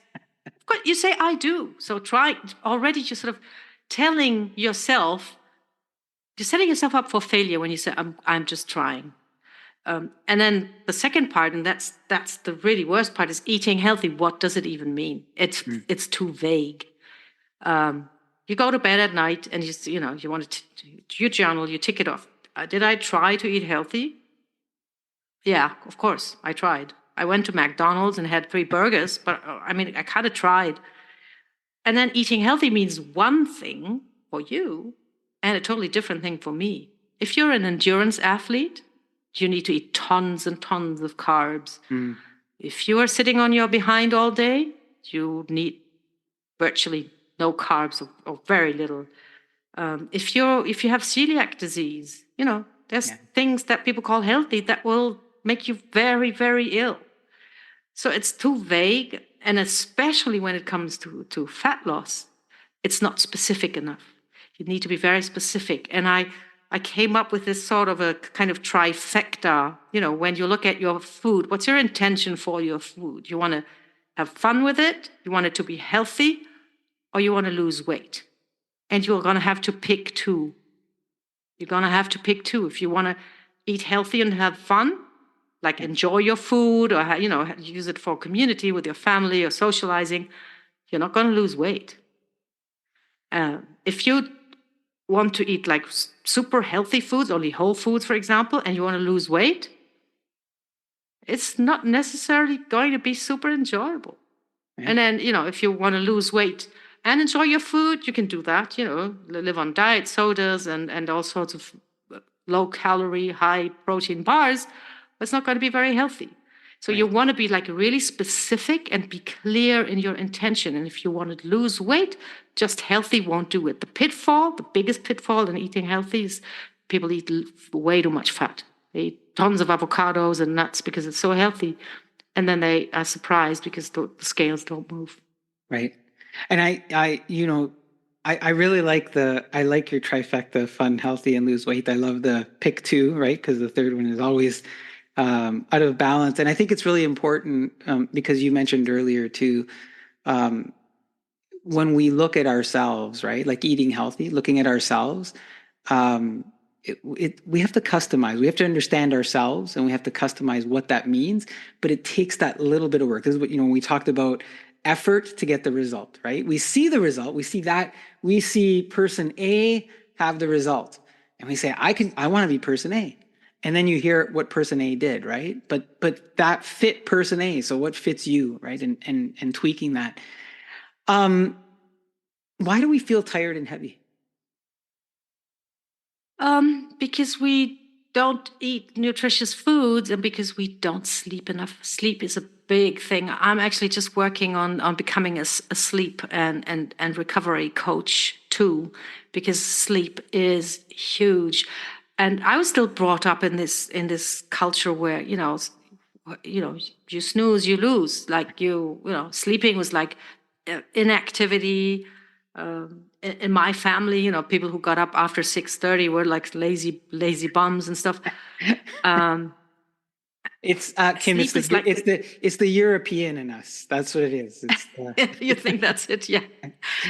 And sleep is like it's the key to so many things. Because when you're not sleeping well, you're going to make poor decisions. That's just keep it that easy. You sleep deprived, you're going to make poor decisions, and you're going to make poor decisions in all areas of your life. So just on the notion of sleep and energy, you also say that you can help us tap into an endless source of vitality and drop excess weight in about 15 minutes a day. That sounds too good to be true for some people when they hear that. What do you do to make us fabulous in 15? Well, I just give you something that you can actually do every day, because it's not so much about how long your training is, right? It's about how consistently you can do it. And 15 minutes, and that's why I came up with this, is something anyone, maybe except the President of the United States, but everybody else can find 15 minutes in their day. Yeah. And we put a lot of effort in thinking, oh, this kind of workout is going to do this, and that kind of workout is going to do that, and I have to try this, and I have to go, I don't know, do body pump or HIIT training or cardio or strength, and we're sort of looking for the best workout. Best workout is the one that you can do consistently. And that's why I boiled it down to 15 minutes. And for most of my clients, it's something that I do at home. They can do the 15 minutes in the morning in their pajamas. And this behavioral part of exercise is the one that we forget all the time. On January 1st, we say, I'm going to go to the gym 3 times a week. And you think that you have taken this one big decision. But what you have done is you've sort of forced yourself to do what you actually set out to do. You have to take 20 decisions every single time that you want to go to the gym. Yep. First of all, anyway, you have to pick a gym. You have to buy a gym bag. You have to pack that gym bag. You have to go into your car. You have to drive through traffic. You have to find parking. You have to walk in. You have to check in. You have to go into the changing. Those are all decisions that you have to take. So it's not this one big thing and then that's going to work. And this is also why these January resolutions fail. But 15 minutes a day that you can do falling out of bed in your pajamas, that's just one decision you have to take. That's so much easier. And that's the crucial part. And then, of course, it has to be the exercise, as we said before, that's right for you at where you are at right now, that challenges you enough, but that you can keep doing. And then, and this is something that was, for me, the biggest surprise when I started working, is after 2 weeks of doing that, people say, oh my God, I have so much energy. I can't believe this. You think that, oh my God, I'm going to work out, I'm going to be tired. It's the opposite. Mm-hmm. And you, Kim, you help women do this. Absolutely. Your program is Fabulous in 15, I believe it's called. Yes, that's it. Now we've talked a lot about, and by the way, the theme is there is consistency in what you have said today, and your theme continues to be breaking things down into achievable chunks where you have consistency, it's repeatable, you remove the word try, but you replace it with do, and you can, the big result is at the end, but you can start to see some smaller increments of results as you go. Now, you do this a lot. A lot of the conversation has been around helping women. Do you also help men if they're interested? Of course. Right on. I've worked with men, and it's just a slightly different sort of mindset. My feeling is that I think for men it's just you just tell them what to do and they will do it. I mean, most of them.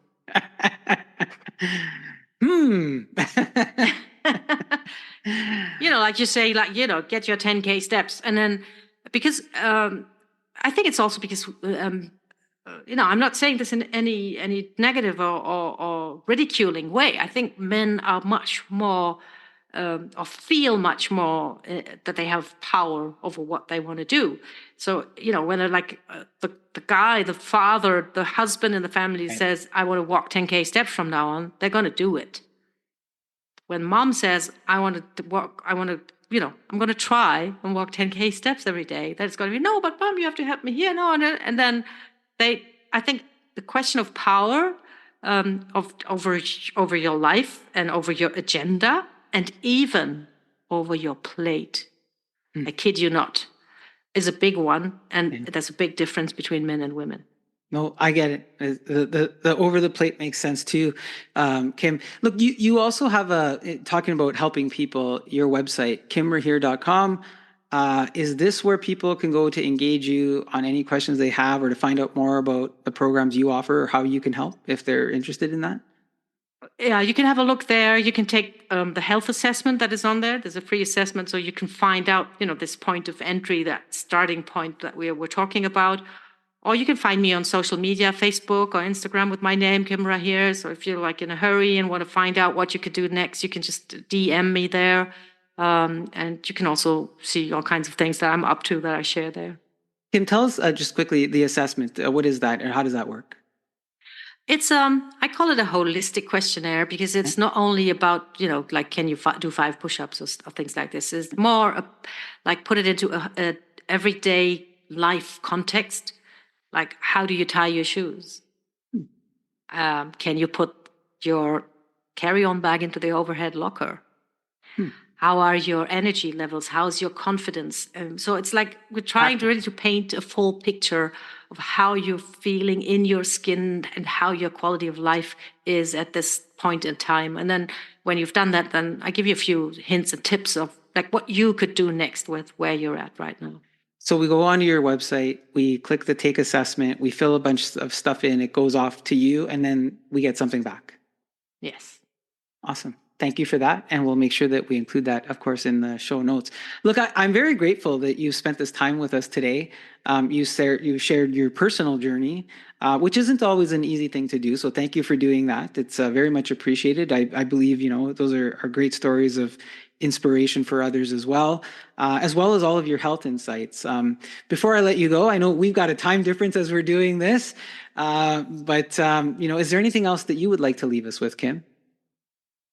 I just want to encourage everybody who thinks that it might be too late for them, or that like the task ahead is too big, the mountain that they need to climb too high, just to focus on just like really the very next thing that you can do now. You can always do something now.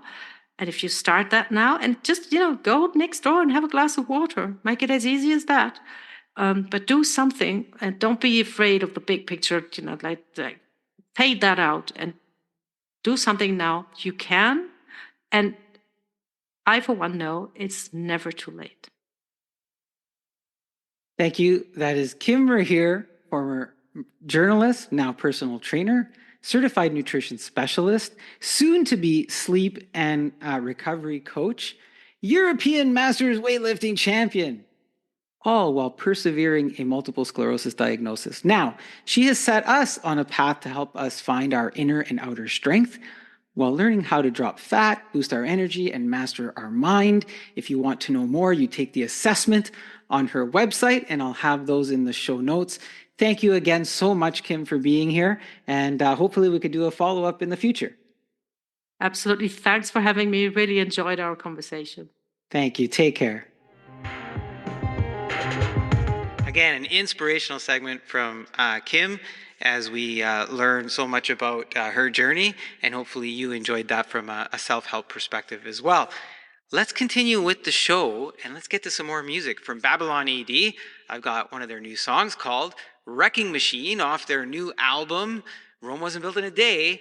More to come from them later, but here's Wrecking Machine.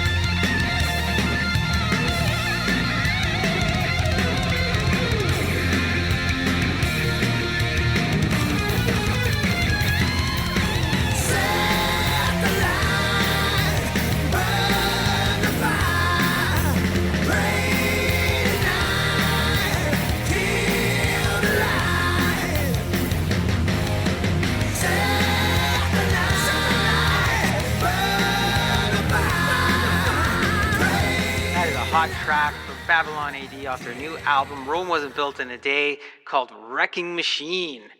All right, we're going to hear more from Babylon AD to close out the show. But now let's move on to another segment, also in the self-help realm. And this is an opinion look, of course, with some research on assertiveness versus bullying. And this is something that I looked into and put together. So let's have a listen to that.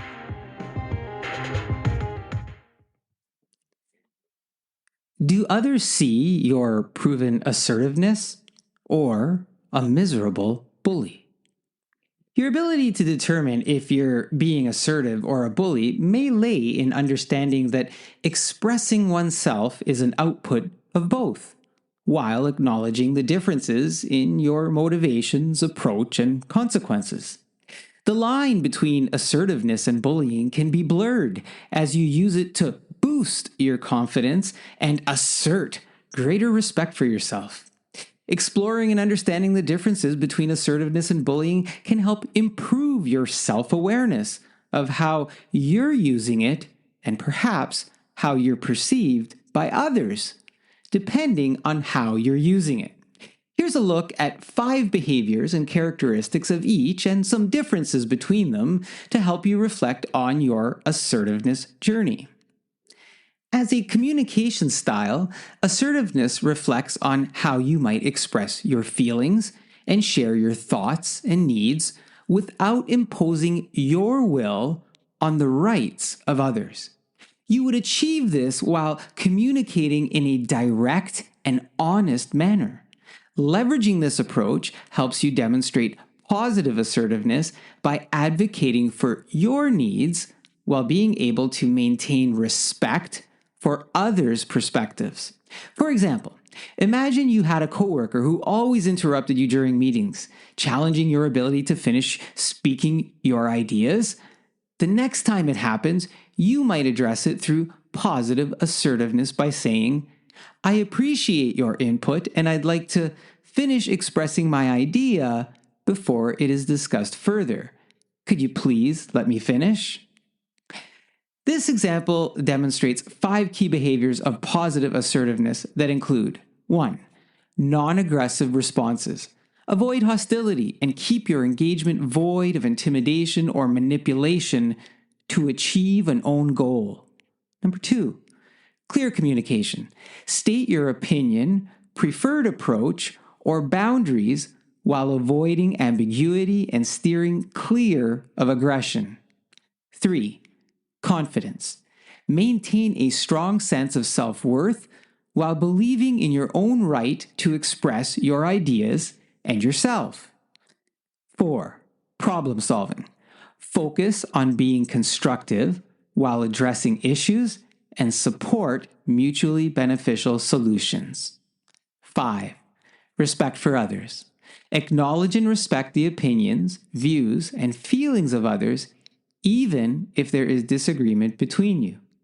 All these behaviors will help foster healthy relationships. They do it by promoting an open approach to communication to support mutual understanding and cooperation while empowering you to self-advocate and maintain respect for the dignity and autonomy of those you're interacting with. So, where does the line get crossed that assertiveness becomes bullying?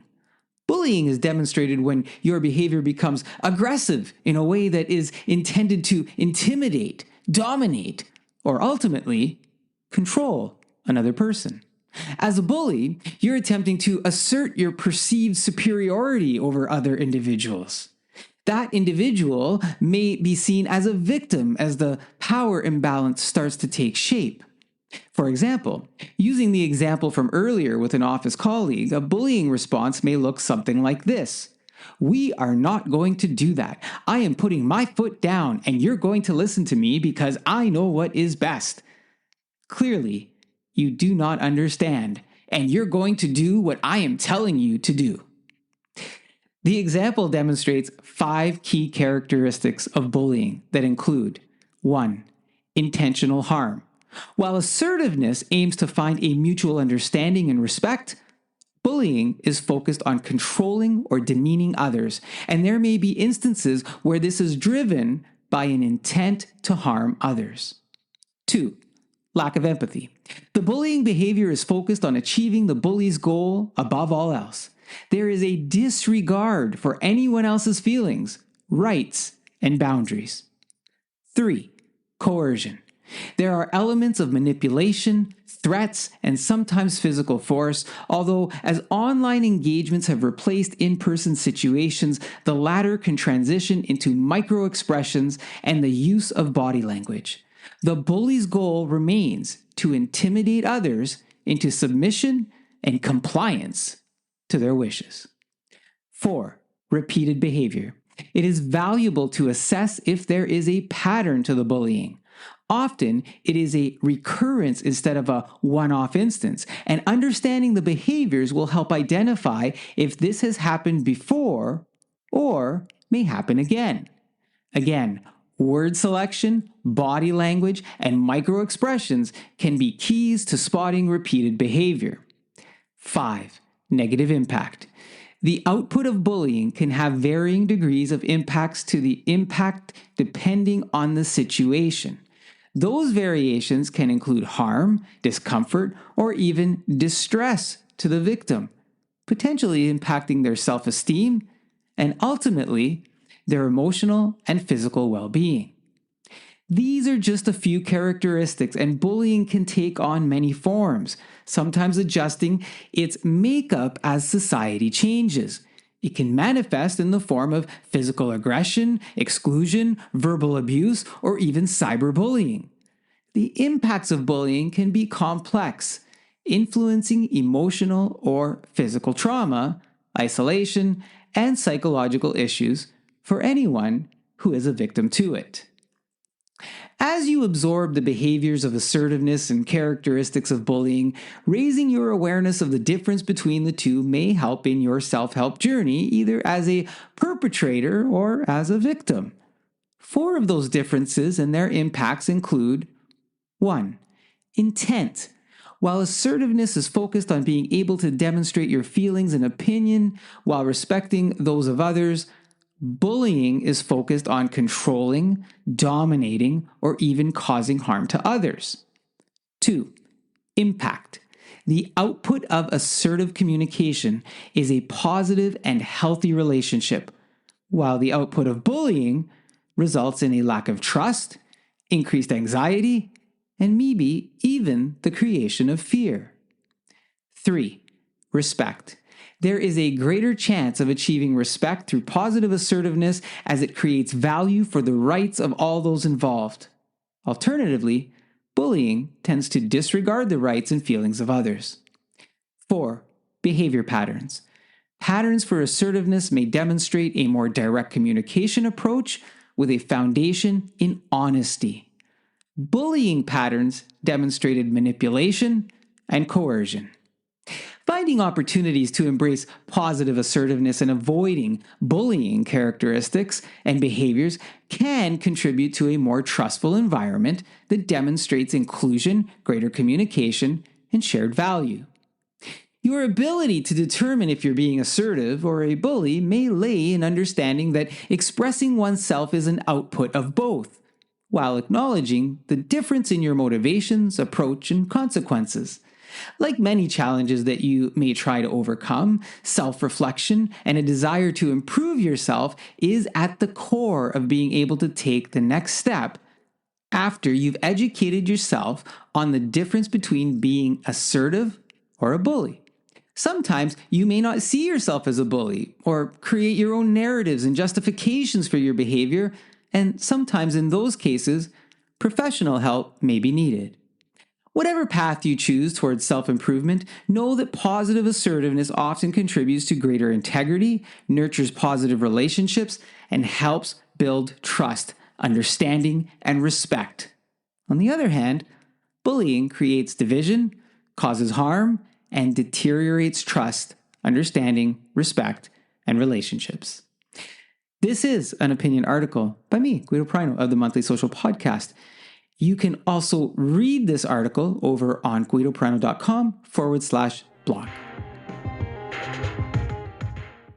There's a lot to that segment. I talked about assertiveness and bullying, but on sort of the front end of that, when you tie it back into career or even just relationships, right? Sometimes we look at a situation and we think that we are going to be firm about something, that we're going to assert ourselves, part of assertiveness, of course, but assert ourselves because what we believe is the right thing. And in doing so, we misrepresent the goal behind assertiveness, right? We don't come across as assertive. We come across as something else. We impose our will. And so I thought there was value in exploring the assertiveness versus bullying. And of course, bullying is the opposite extreme, I think, right? But even the different stops along the way between assertiveness and bullying, where you might think that you're doing something positive to convey what your belief is, but sometimes there's collateral along the way when we do that. So look, I really hope that that was a valuable segment to you as well. I want to move on to the rest of the show and do a little bit of sports. You all know that I have thecoachescall.com, which is a YouTube-based podcast, and I do some video shoots on sports. And occasionally, I do an exclusive Coaches Call here as well. And that's what you're getting here. You're going to get an exclusive Coaches Call up next.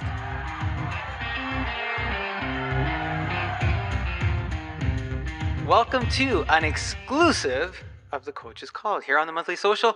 Of course, you can head on over to thecoachescall.com and subscribe there and join in on some of the comments and conversation in the video format of this show. For the exclusive, I wanted to talk, of course, hockey. I know it was July and I'm talking hockey, but the Stanley Cup Finals went a little late this season, and we had the Edmonton Oilers against the Florida Panthers, and it took a couple of weeks to play out those finals. And of course, the Florida Panthers are your Stanley Cup champions. And boy, what a journey that the playoffs were this season. But along that journey, there's a lot of ups and downs, and a lot of happy fans, and a lot of sad fans, and a lot of angry fans, right? One of the things, and if you've watched the show on YouTube, and for a long time I've been talking about the quality of the refereeing. And again, this playoff, I didn't particularly enjoy the overall refereeing experience. And some people will say, well, look, it kind of balances itself out. They make good calls, they make bad calls, they can't always get it right. And maybe there might have been a time in the past where I'd say, yeah, you're right. But now with the amount of video replay we have and the amount of assistance and the extra referee on the ice, there's a lot of expectations that I have that says, the quality of the refereeing should be better. They should not be as noticeable for the wrong reasons, but noticeable for the right reasons, right?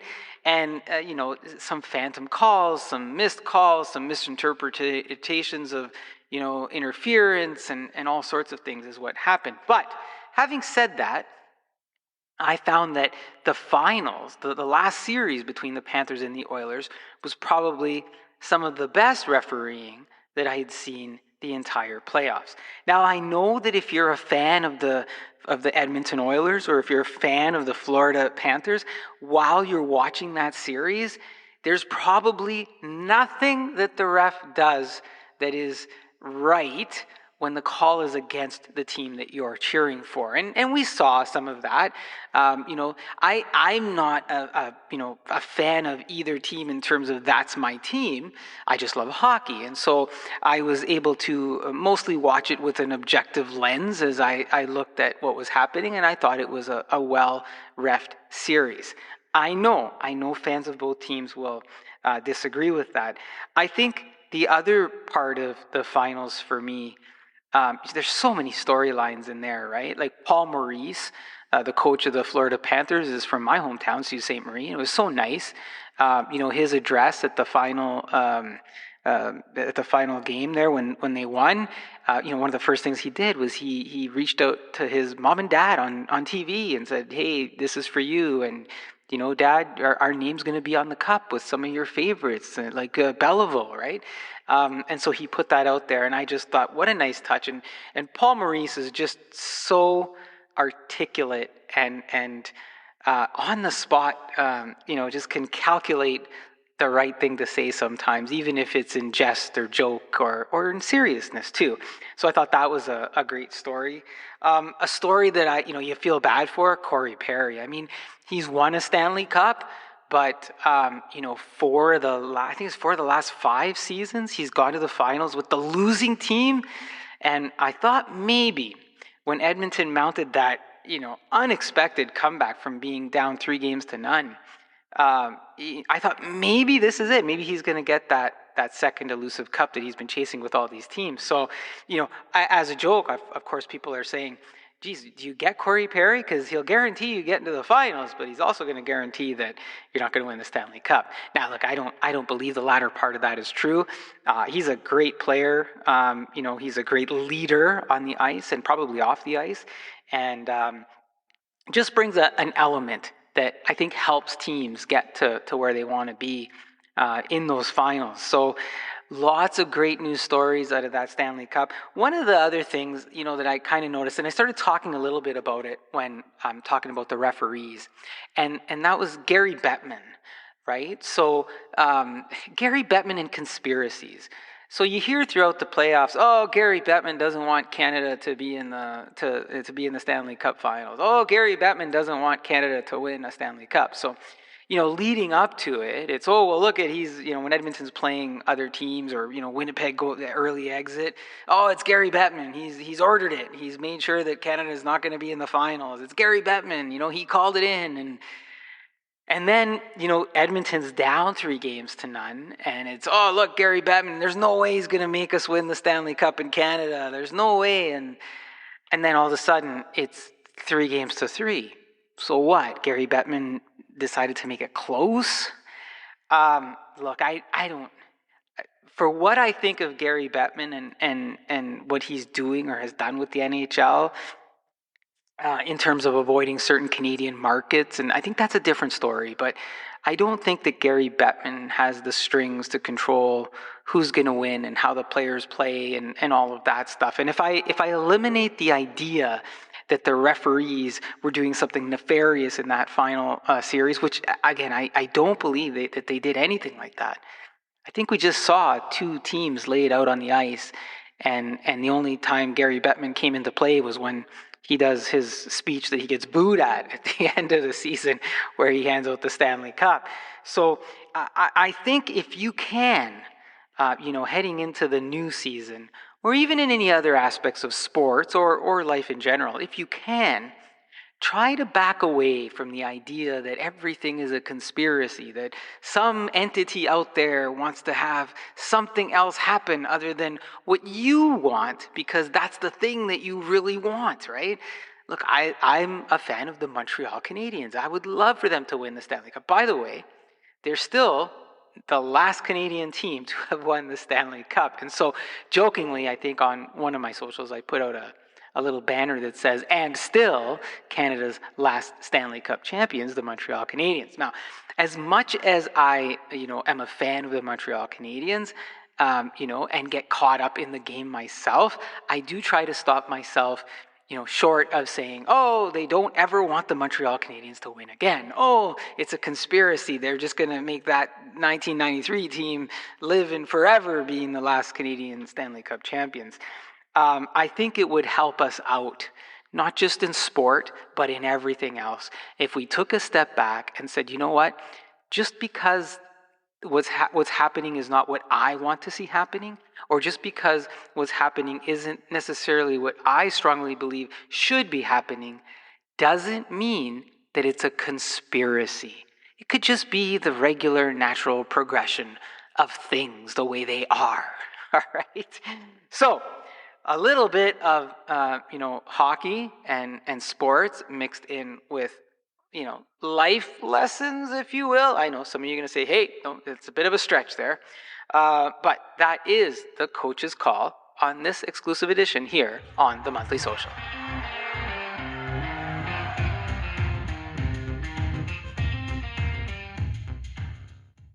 All right, everybody, we are coming to the end of the July show. Thank you for being here. Of course, if you haven't subscribed yet, please consider subscribing. The show's available wherever you get your podcasts, of course, right here on themonthlysocial.com as well. And happy Canada Day to our friends in Canada, and happy 4th of July to our friends in the United States as well. A lot of celebrations coming up in July. Hopefully it's a great summer month for all of you, and we hope to see you in August. Let's take the show out with our friend Derek Davis and the band Babylon AD. And remember, Rome wasn't built in a day.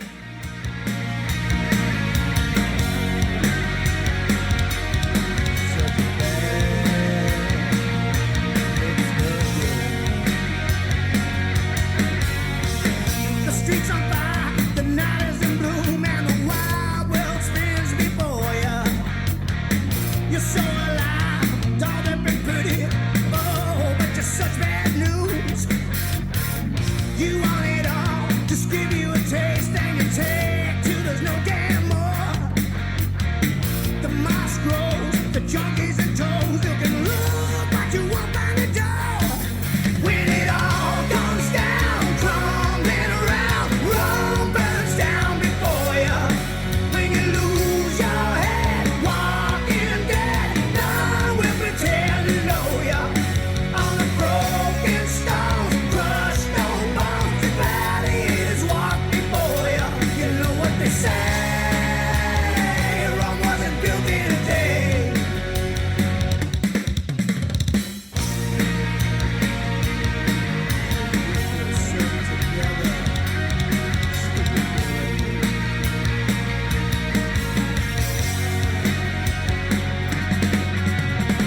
When you were young, wild and willing, all the young boys smiled at you. You took out running and do the black to your joyride, trash with the loose. Come on, you scratched, screamed and hollered with the bugs crawling under your skin. Daddy had money that threw you a line, but you wanted chip.